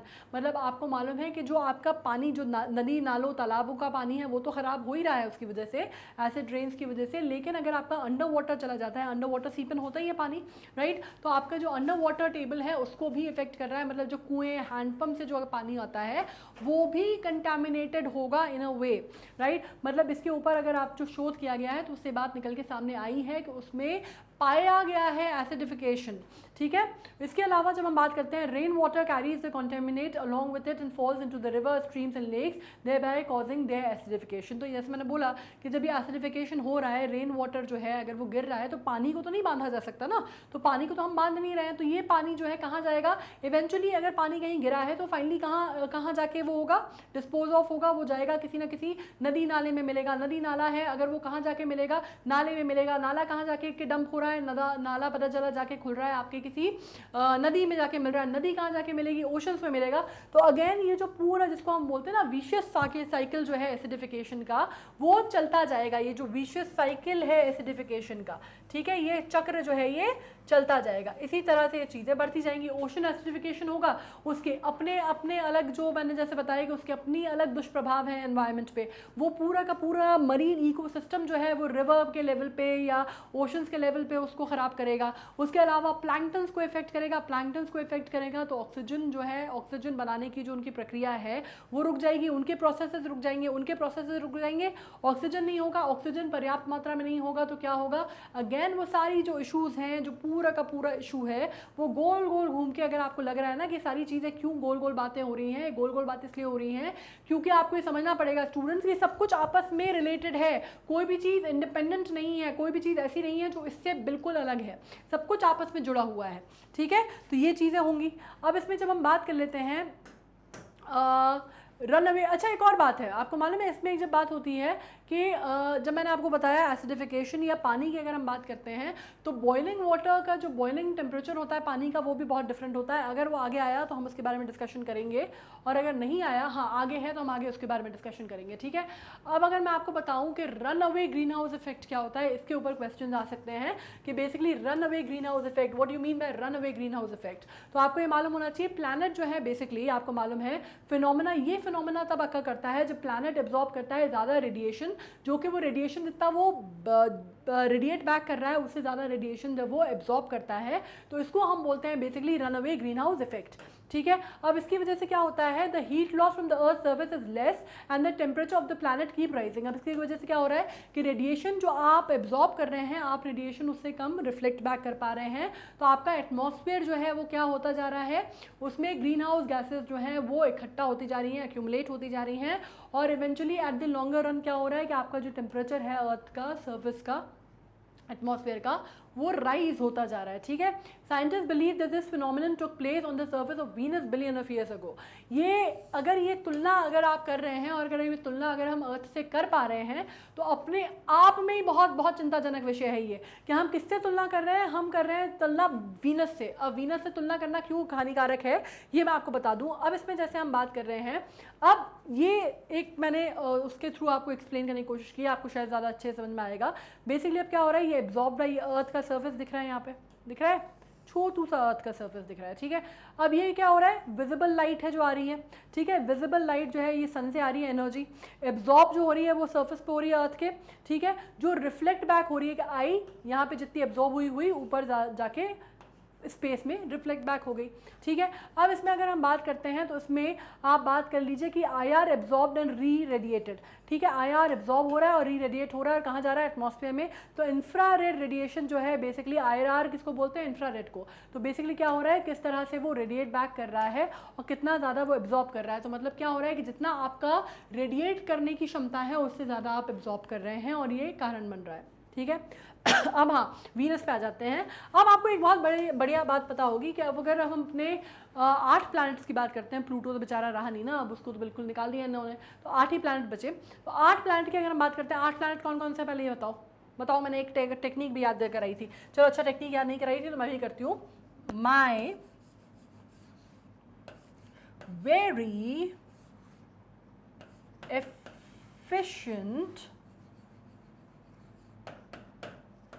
Mother, ये बहुत सही टेक्निक थी, हम बचपन में करते थे। ठीक है, मदर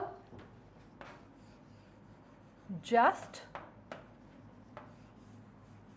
सर्व्ड अस नट्स। ठीक है, हम बचपन में पता है क्या करते थे, हम करते थे my very efficient mother just served us 9 pizzas कर देते थे हम उसको, क्योंकि पिज्ज़ा हमें क्यों ज़रूरत होती थी, हमें ज़रूरत होती थी प्लूटो समझने के लिए। ठीक है, तो हम उसको प्लूटो 9 पिज्ज़ास कर देते थे। अब क्योंकि प्लूटो भाई साहब चले गए हैं तो अपन ने उसको सिंपली नट्स कर दिया। अब ये क्यों किया है मैंने, ये समझ गए होगे ना, मतलब तो समझ में आ गया। ये टेक्निक है जो कि प्लैनेट याद करने के लिए बहुत काम आती है, तो ये तो आप लोगों को पता होगा, स्कूल में आपने पढ़ी होगी। ये किसके लिए है, ये बात हो रही है अपनी किसकी बताइए, मर्क्यूरी की। ये बात हो रही है अपने वीनस की, ये बात हो रही है अपने अर्थ की। ठीक है, ये बात हो रही है अपने किसकी, मार्स की। ये जो जे मैंने स्मॉल में लिख दिया है यहाँ पे, भावनाओं को समझ गए ना, ये बात हो रही है अपने सबसे बड़े प्लैनेट की, जुपिटर की। ये बात हो रही है अपने सैटर्न की, the planet with the ring. ये बात हो रही है यूरेनस की, और ये बात हो रही है नेपट्यून की। ठीक है, ये समझ में आ गया, ये सारे के सारे 8 प्लैनेट समझ में आए। अब इसमें बात क्या है, इसमें सिंपल सा फंडा ये है भाई कि ये किस हिसाब से हम इसको रखते हैं, हम रखते हैं अगर हम सन को यहाँ पे कर देते हैं तो सन से जो प्रॉक्सिमिटी है उसके हिसाब से हम इनको रखते हैं। ठीक है, जो जितना ज़्यादा सन के पास होगा उसका नाम पहले आएगा। ठीक है, अब ये तो मैंने 2 लाइंस में कर दिया, वरना इसको मदर के बाद ऐसे आगे बढ़ा देना तुम लोग, ठीक है, तो क्लियर हो जाएगा। अब सन के बाद सबसे ज़्यादा गर्म जो है वो किसको होना चाहिए, आइडियली किसको होना चाहिए, सबसे ज़्यादा करीब कौन है सन के, मर्क्यूरी है।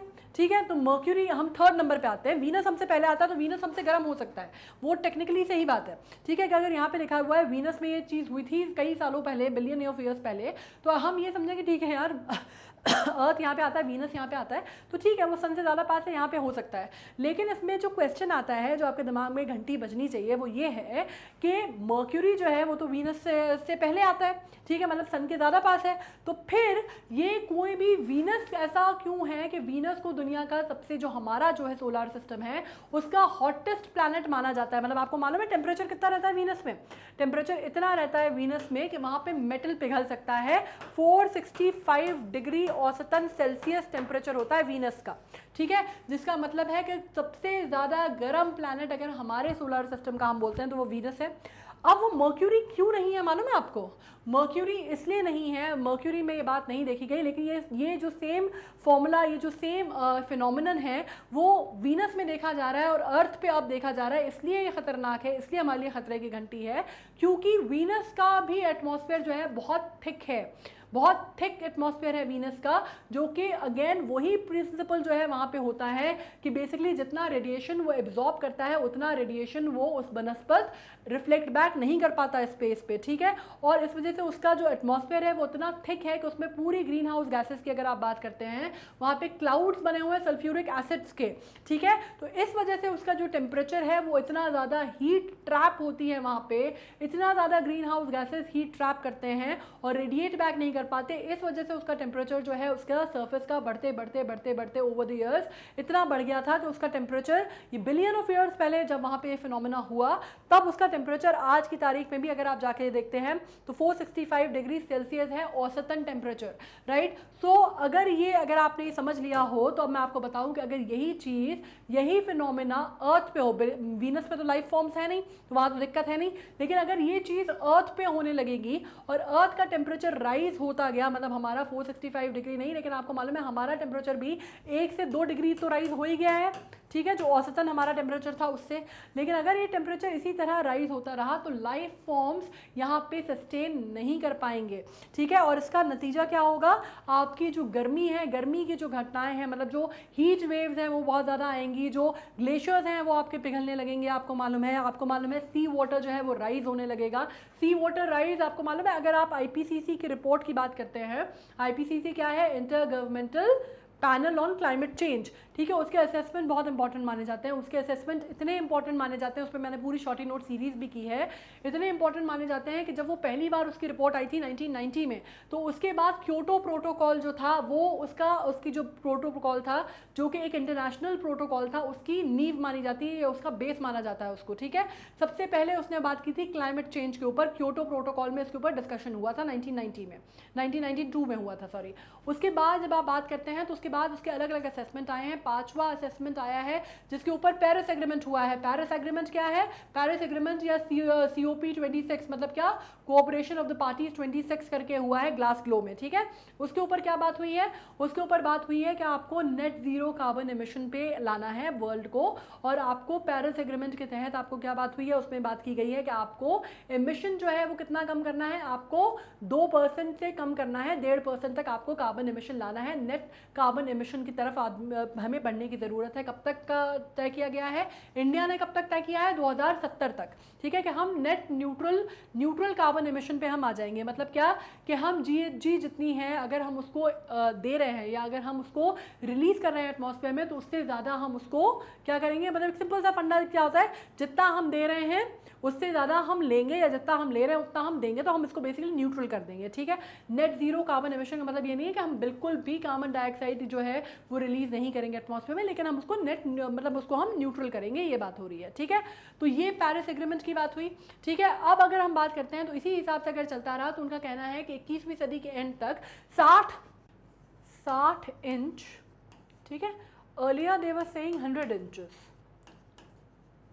फिर इन्होंने रिड्यूस करके इसको 50 इंच कर दिया था। तो लोग बड़े खुश हो गए कि चलो थोड़ा सा 50 इंच हो गया है अभी, कि मतलब थोड़ी बेहतरी हुई है। लेकिन फिर एक स्पेशल रिपोर्ट आई किसकी, ओशन एंड क्रायोस्फीयर की, क्रायोस्फीयर की जो स्पेशल रिपोर्ट आई क्लाइमेट चेंज की, उस पर आया कि ये 60 और 100 और 50 इंच तो ठीक है। उन्होंने कहा कि 21वीं सदी तक अगर यही हालात चलते रहे तो 3.1 फीट तक की बढ़ोतरी हो जाएगी आपके सी फ्लोर या सी वाटर लेवल्स में, ठीक है। ये उन्होंने बहुत ही चिंताजनक जो है आंकड़ा दे दिया है, ठीक है। इसने आंकड़ा किसने दिया है, जैसे मैंने कहा आपको स्पेशल रिपोर्ट आई है ओशन एंड, तो इनका नाम क्या है जिन्होंने आंकड़ा दिया है, बेसिकली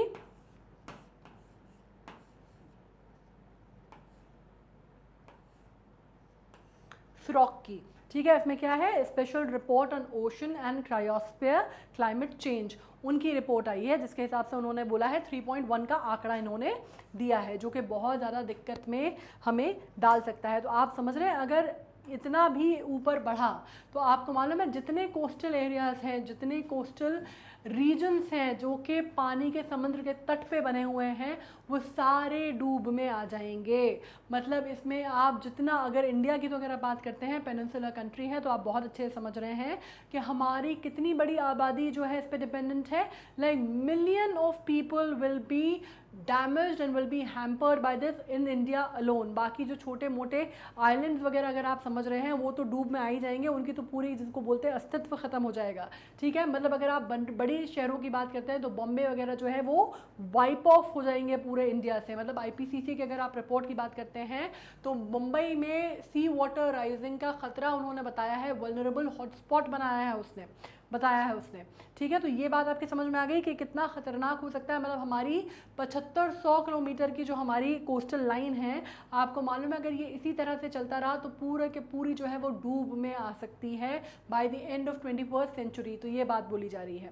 अब इसमें बात करते हैं, अगर हम इसको इस तरह से समझने की कोशिश करते हैं कि किस तरह से ये चीज़ें हो रही हैं, ये एटमॉस्फेयर या फिनोमिनन को अगर हम समझने की कोशिश करते हैं तो बेसिकली किस मैनर में हुआ है हम ये समझते हैं, ठीक है।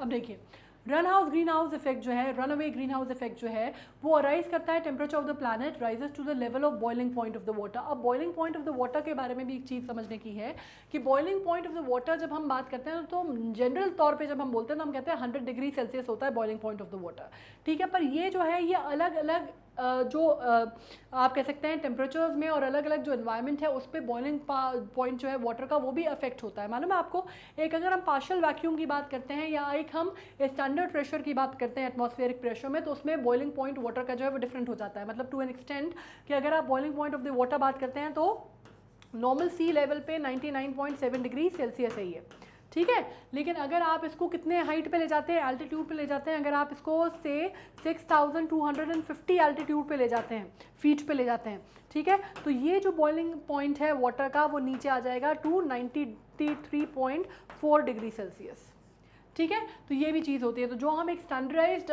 Boiling point of the water मान के चलते हैं वो नहीं होता। अगर हम रिजल्ट की बात करते हैं तो होता क्या है इससे, बॉइलिंग पॉइंट का मतलब क्या है, बॉइलिंग पॉइंट क्यों इंपॉर्टेंट है, क्योंकि अगर आप रिजल्ट की बात करते हैं all the vapour from the ocean converts into water vapour, तो हो क्या रहा है कि जितना भी पानी है अगर वो हीट पड़ रही है तो क्या होता है, आपको बेसिकली क्या कर रहे हैं आप, उसका वाटर वेपर बनेगा। मतलब जो हमने बचपन में पढ़ा था फंडा, कौन सा, एवेपोरेशन, कंडेंसेशन एंड प्रेसिपिटेशन वाला, वो फंडा आ रहा है यहाँ पे, ठीक है। एवेपोरेशन होगा, एवेपोरेट होगा, उसके बाद क्या होगा, ये ट्रैप क्या करता है, which traps more heat coming from the sun and further increases the planet's temperature.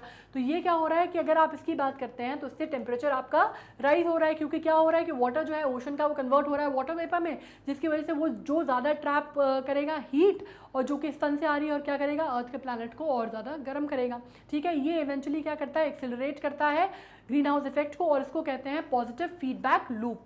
इसको पॉजिटिव फीडबैक लूप भी कहा जाता है। और इसकी वजह से दूसरी बात जो है कि जब आपने इसमें एसिडिफिकेशन की मात्रा, जैसे मैंने जो एसिड रेन का फंडा आपको बताया था, उसमें या ओशन एसिडिफिकेशन जो मैंने आपको बताया था, तो उसमें एक और फंडा होता है प्रेसिपिटेशन एसिडिफिकेशन, मतलब जो बारिश है, जो बारिश होने वाली है, आप उसको भी एसिडिफाई कर रहे हैं।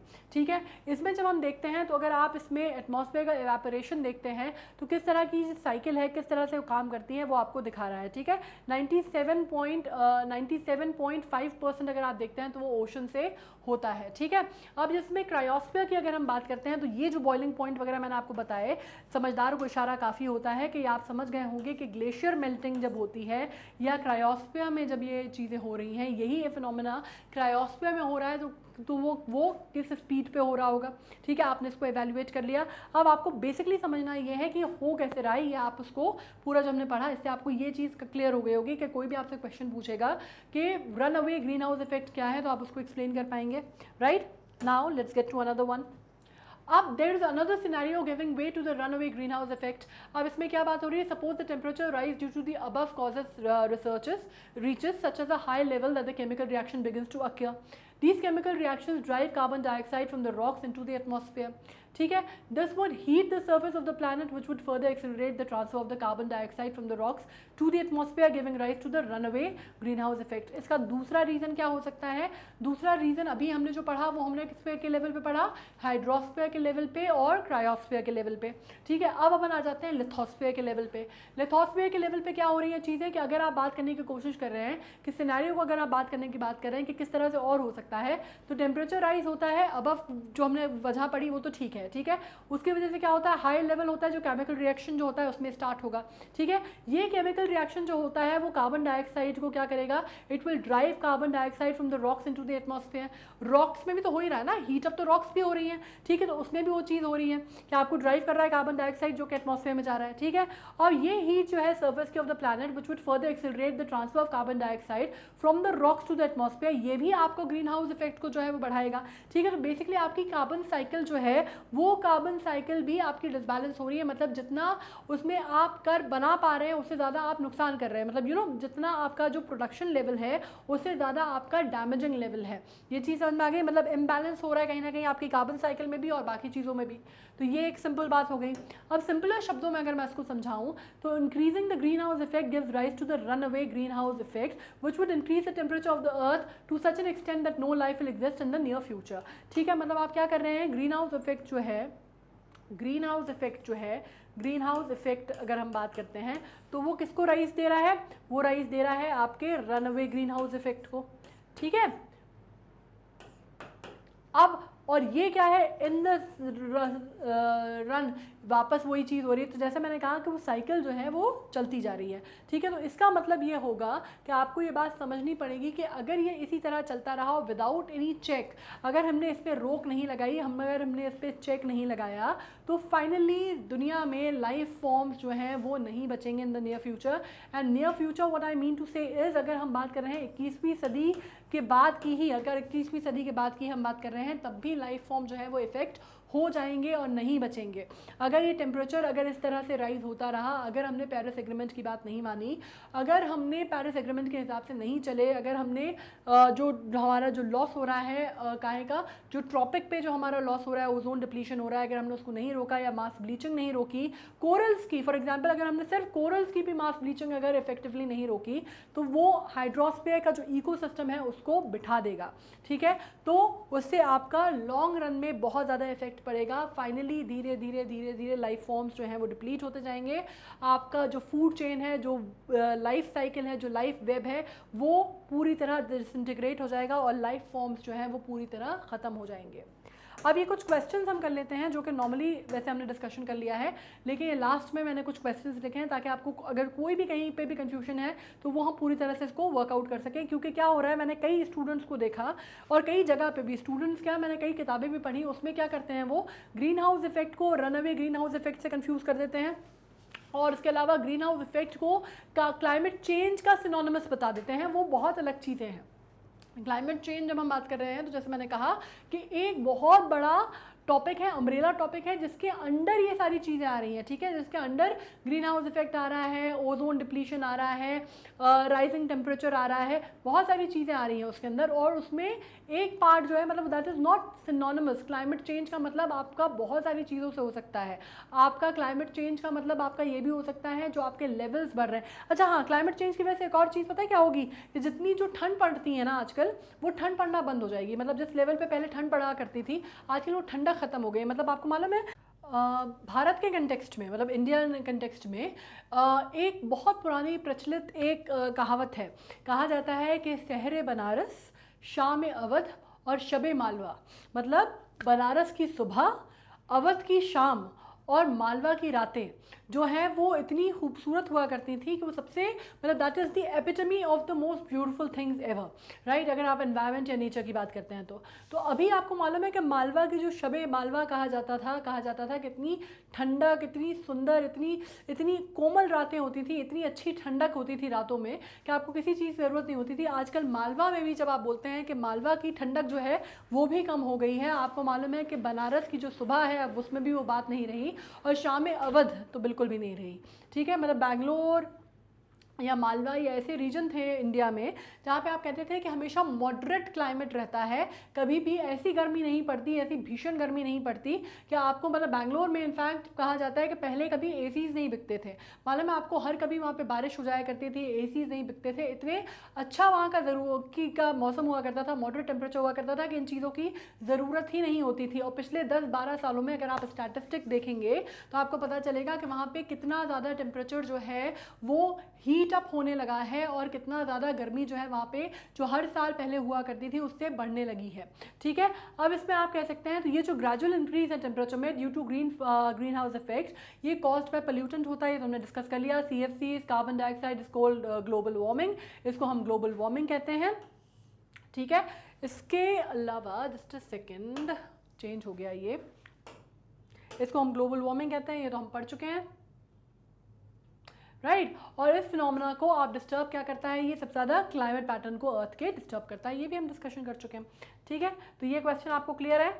Green house effect, run away green house effect, global warming, climate change, ये क्या क्या होता है, क्या क्या डिफरेंस होता है, थोड़ा सा डिफरेंस होता है, ठीक है। अब हम बात कर लेते हैं वो कौन कौन सी गैसेस हैं जो कि रिस्पॉन्सिबल हैं ग्रीन हाउस इफेक्ट के लिए। Carbon dioxide, of course you know कि कार्बन डाइऑक्साइड बहुत ज़्यादा रिस्पॉन्सिबल है, सबसे बड़ा नाम जो है वो तो आप जानते हैं कि कार्बन डाइऑक्साइड है। उसके बाद जब हम बात करते हैं मीथेन की, तो मीथेन, जैसे मैंने कहा कि methane is also extremely responsible. जब हम लैंडफिल्स के बारे में पढ़ रहे थे तो मैंने आपसे कहा था कि मीथेन और कार्बन डाइऑक्साइड जब रिलीज होता है तो वो ग्रीन हाउस इफेक्ट होता है। ग्रीन हाउस गैसेस मतलब कौन सी हैं, GHGs, है ना, ग्रीन हाउस गैसेस। इसमें मीथेन का आप ये मान लीजिए कि तकरीबन अगर 1 kg मीथेन एमिट हुआ है, ठीक है, अगर 1 kg मीथेन, अगर आप ये समझ लीजिए 1 kg, आपको मैं बता रही हूँ कि किस हिसाब से 1 kg मीथेन अगर एमिट हुआ है तो that will be equal to 25 kg of CO2e। समझ रहे हैं आप, तो कितना ज़्यादा उसका जो लेवल है वो GHG की अगर हम बात करते हैं तो कितना स्ट्रॉन्ग अगर आप बात करते हैं तो ग्रीन हाउस गैस है ये।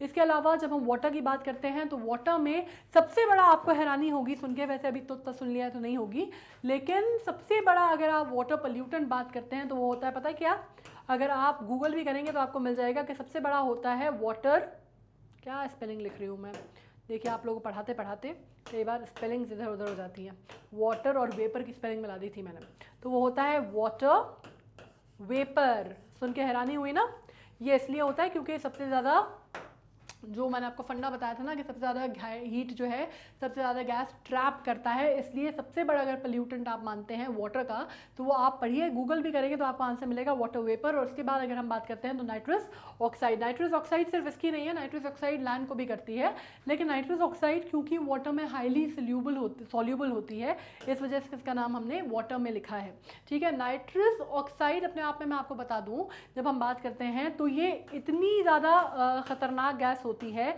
इतनी ज़्यादा होती है कि इसका अगर आप ग्रीन हाउस इफेक्ट मानते हैं तो ये 300 गुना ज़्यादा होता है, 300 टाइम्स मोर इफेक्ट करती है ग्रीन हाउस में उसको एटमॉस्फेयर को जितना कार्बन डाइऑक्साइड करता है। तो आपको समझ में आ गया कि नाइट्रस ऑक्साइड कितनी खतरनाक है। अब हम आ जाते हैं ओजोन पे। ओजोन मैंने आगे ना आपको बता ही दिया कि ओजोन क्या करता है। उसमें ओजोन की अगर सबसे ज़्यादा आप GHG की बात करते हैं तो आप बात करते हैं क्लोरोफ्लोरोकार्बन्स की, और इसमें आपकी बात हो गई जैसे ब्रोमाइन की और क्लोरीन की, जिसमें मैं आपको बता चुकी हूँ कि एक मॉलिक्यूल जो होता है ब्रोमाइन का वो कितने मॉलिक्यूल्स को डिस्टर्ब करता है ओजोन के 1 लाख मॉलिक्यूल्स को। ठीक है, उसमें 1 मॉलिक्यूल जो है वो कितनों को करता है 1 लाख मॉलिक्यूल्स। मतलब इसको आप ऐसे लिखेंगे तो ज़्यादा क्लियर होगा, 1 लाख लिखने से उतना नहीं होगा, 1 लाख मॉलिक्यूल्स को डिस्टर्ब करता है, हार्म करता है या ख़राब करता है। ठीक है, डिस्टॉर्ट करता है। तो ये चीज़ आपको क्लियर हो गई है। कार्बन डाइऑक्साइड, मीथेन, वाटर का नाइट्रस ऑक्साइड, वाटर के अलावा भी नाइट्रस ऑक्साइड जो है GHG है, लेकिन वाटर में सॉल्यूबल है इसलिए हमने यहाँ पे लिखा है, राइट। इसके अलावा वाटर वेपर अपने आप में है। इसके अलावा ओजोन में आपको क्लोरोफ्लोरोकार्बन्स हैं, और इसी तरह HCFC भी हैं जो ओजोन को डिप्लीट करते हैं। ठीक है, मतलब इसका मतलब ये नहीं है कि ये बटा हुआ है, इतना कोई वाटर टाइट कंपार्टमेंट में नहीं बटा कि ये जो है ये सिर्फ लैंड को करता है, ये जो है वाटर को करता है, ये ओजोन को करता है। ये ओवरऑल ग्रीन हाउस गैसेज हैं जो ज़्यादा मतलब मैंने बाइफर्केट इस हिसाब से कर दिए कि आपको समझने में आसानी हो, लेकिन है ये सारी की सारी ग्रीन हाउस गैसेज। ठीक है, और जो सारी ही लैंडफॉर्म्स को और सारे ही बायोस्फीयर को या सारे ही एटमॉस्फेयर को अफेक्ट करती हैं। हम नेक्स्ट क्वेश्चन पे आ जाते हैं। What would have happened if the greenhouse gases were totally missing in the Earth's atmosphere? अब हम एक और बात सवाल आता है जो क्वेश्चन लोग अक्सर बच्चे पूछते हैं या उनके दिमाग में आता है कि भाई अगर ये ग्रीन हाउस गैसेज हैं जिसको हमने कहा, तो अगर ग्रीन हाउस गैसेज या CO2 बिल्कुल ही अगर अपन हटा दें कार्बन डाइऑक्साइड तो बहुत अच्छा हो जाएगा। मतलब जो अगर हम जीरो कार्बन एमिशन की बात कर रहे हैं तो अभी तो हम न्यूट्रल करने की बात कर रहे हैं, ठीक है, कि जितना हो रहा है उससे ज़्यादा मतलब हम बैलेंस करने की बात कर रहे हैं उसको। लेकिन क्या हो अगर हम ये ग्रीन हाउस गैसेज को पूरी तरह हटा दें तो बहुत ही बढ़िया है, कोई भी पोल्यूशन होगा ही नहीं, कोई भी दिक्कत ही नहीं होगी, कोई भी क्लाइमेट चेंज ही नहीं होगा। ऐसा नहीं है। क्यों नहीं है? क्योंकि इनके होना भी बहुत इंपॉर्टेंट है। अगर कार्बन डाइऑक्साइड नहीं होगी तो भी लाइफ फॉर्म पॉसिबल नहीं हो पाएगा अर्थ पे। Earth's most abundant greenhouse gases are carbon dioxide, methane, ozone, CFC and water vapour. ये तो आपको मालूम है, ठीक है। अब ये ग्रीन हाउस गैसेज कहाँ पर हैं? Near the earth surface. They absorb solar energy that is radiated back from the surface of the earth. The absorption of the radiation result in the heating up of the atmosphere.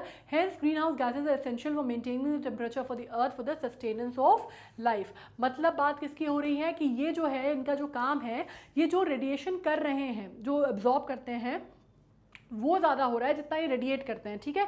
Imbalance है, इस वजह से दिक्कत दे रहे हैं। लेकिन अगर ये पूरी तरह गायब हो जाएंगे तो सस्टेनेंस ऑफ लाइफ पॉसिबल नहीं हो पाएगा, एटमॉस्फेयर का टेम्परेचर मेंटेन नहीं हो पाएगा। आपको एक लेवल ऑफ टेम्परेचर चाहिए अगर आप लाइफ फॉर्म को सपोर्ट करना चाहते हैं। तो अगर आप इन गैसेस को पूरी तरह हटा देंगे तो भी लाइफ फॉर्म नहीं रह पाएगा, तो भी कोई लाइफ फॉर्म सस्टेन नहीं कर पाएगा अर्थ पे, ठीक है। अगर हम बात करते हैं एब्सेंस, अगर हम ग्रीन हाउस गैसेस की बात कर लेते हैं तो एवरेज टेम्परेचर जो है वो इतना ज़्यादा डिक्रीज हो जाएगा, जिसको आप कहते हैं ना बिल्कुल आइस एज टाइप का डिक्रीज हो जाएगा, कि तब भी अर्थ जो है वो अनइनहैबिटेबल हो जाएगी। मतलब यहाँ पे लाइफ फॉर्म पॉसिबल नहीं होंगे, ठीक है। अर्थ वुड बी इम्पॉसिबल। इसलिए अगर ये भी आपके दिमाग में आ रहा हो पढ़ के कि भाई अगर सब चीज़ों की जो जड़ है वो ये GHGs हैं, तो हम इनको पूरी तरह से ही सिरे से हटा क्यों नहीं देते, या अगर हम कुछ इनको न्यूट्रल करने की बात क्यों कर रहे हैं, या अगर हम नेट जीरो एमिशन की बात कर रहे हैं तो हम इनको न्यूट्रल करने की बात, अगर हम इनको पूरे ही हटा देंगे तो बिल्कुल ही हमारी जो दिक्कतें हैं वो खत्म हो जाएंगी, तो वो भी नहीं होंगी। हमको ये होना बहुत ज़रूरी है, हमको इनको बैलेंस करना बहुत ज़रूरी है, ठीक है। बाकी क्वेश्चन अपन देख लेते हैं। अगर टोटली मिसिंग है तो हमने पढ़ लिया है, ठीक है। इसी के साथ आ गए हैं हम एंड पे अपने सेशन के, और क्या बात कर ली हमने, पूरा क्लियर है ना ग्रीन हाउस इफेक्ट? अब कोई दिक्कत तो नहीं है? हमने बहुत ज़्यादा डिटेल में पढ़ लिया है, इसमें मुझे लगता है आपको कोई दिक्कत नहीं होनी चाहिए। इन केस अगर कुछ दिक्कत है, अगर आपको बाकी चीज़ें जो उससे रिलेटेड है वो समझने की ज़रूरत है या पढ़ने की ज़रूरत है, तो एनवायरनमेंट में हमने बहुत सारे टॉपिक्स ऑलरेडी किए हुए हैं। शॉर्टी नोट सीरीज़ में भी बहुत सारे टॉपिक हैं, आप जाकर उनको एक्सेस करेंगे ना तो आपको ओवरऑल जो है वो क्लैरिटी मिल जाएगी, ठीक है। अगर आपको अगर आपको ट्रॉपिक होल के बारे में जानना है, ओजोन का, तो उसके ऊपर भी हमने किया है। अगर आपको फूड चेन, फूड वेब के ऊपर जानना है तो उसके ऊपर भी आपको शॉर्टी नोट सीरीज़ में मिल जाएगा टॉपिक। तो हमने सारे टॉपिक्स कवर किए हुए हैं, ठीक है। आपको एक्सेस कैसे करने हैं उनको, आपको जाना है मैग्नेट ब्रेन्स की वेबसाइट पे। मैग्नेट ब्रेन्स की वेबसाइट पे आप जाएंगे magnetbrains.com पे, तो आप क्या करेंगे, आपको हमारे K-12 से लेके NTSC ओलंपियाड जितने भी हमारे सब्जेक्ट्स हैं, चैनल्स हैं, वो सब कुछ मिल जाएंगे। इसमें अपन को जाना है कहाँ पे, नीचे आप स्क्रॉल करेंगे तो ओलंपियाड मिला, ठीक है। ओलंपियाड पे देखो क्लास 9th क्लिक किया, क्लास 9th क्लिक किया तो यहाँ पे वॉच नाउ आया। इस पे जाके कोर्स पे क्लिक करना, नीचे वॉच नाउ के ऑप्शन में, तो इस तरह से चैप्टर वाइज पूरे वीडियोस आपको मिल जाएंगे, ठीक है। इसको स्क्रॉल अप करोगे ना तो करंट अफेयर्स के मिल जाएंगे, शॉर्टी नोट सीरीज भी मिल जाएगा, और जो हमारा एनवायरनमेंट का टॉपिक है वो भी चल रहा है। अब इसमें अपन जब नेक्स्ट बात करते हैं तो जो भी वीडियोस हैं हमारे वो आपको इस तरह से मिलेंगे, ओवरऑल विंडो खुलेगी आपकी, आपको जितना देखना हो वीडियो आप देख सकते हैं। मोर वीडियो के भी ऑप्शंस हैं, ज़्यादा वीडियो एक्सप्लोर करना चाहते हो तो, और नेक्स्ट वीडियो पे जाना चाहते हो तो उसका ऑप्शन तो आपके पास है ही, ठीक है। नाउ ये सेम चीज़ जो है ये आपको यूट्यूब पे भी है। यूट्यूब पे भी आपको बिल्कुल उसी तरह हमारे चैनल मिलते हैं जैसे बाकी चैनल प्लेलिस्ट मिलती है, जैसे बाकी चीज़ें कोई मिलती है, जैसे हमारे चैनल पे मिलती है, ठीक है। तो आपको क्या करना है, आपको चैनल पे जाना है, प्लेलिस्ट खोलनी है, और प्लेलिस्ट में आपको सारे सीक्वेंशियल ऑर्डर में जमा मिल जाएंगे। बाकी जो रेगुलर अपडेट्स हैं वो FB पे और इंस्टा पे तो मिलता ही है, तो उसमें कोई दिक्कत नहीं है कहीं पे भी। इससे रिलेटेड अगर अभी भी कोई भी क्वेरी बची है तो उसको कमेंट सेक्शन में लिख सकते हो, so I will try to get back to you. अब अपन एनवायरनमेंट का टॉपिक अपना ऑलमोस्ट खत्म पे हो गया है, इसके बाद अपन नेक्स्ट टॉपिक स्टार्ट करें या MCQ से स्टार्ट करें, उससे पहले एक टॉपिक पूरी तरह कंप्लीट कर लो, पूरी तरह समझ लो, जितने वीडियोस हैं वो देख लो, तो कम से कम ये 2-3 टॉपिक जो अपन ने किए हैं वो आपको पूरी तरह कंप्लीट हो जाएंगे, ठीक है। Now we are coming to the next topic. इसके साथ हम नेक्स्ट टॉपिक स्टार्ट करेंगे MCQs के पहले, तो उस टाइम पर पूरा मेंटली प्रिपेयर्ड रहोगे। IGQ का एग्जाम आपको मालूम है कि आने ही वाला है, स्केड्यूल होने ही वाला है, राइट। आपके पास हार्डली अब टाइम बचा है, तो अपन को बहुत जल्दी जल्दी फटाफट ब्रश अप करना है। तो you have to pull up your socks and you have to be very very ready and get going with it, right? So just take care of yourself, be good, study well, study hard, and I will meet you in the next session. Thank you so much.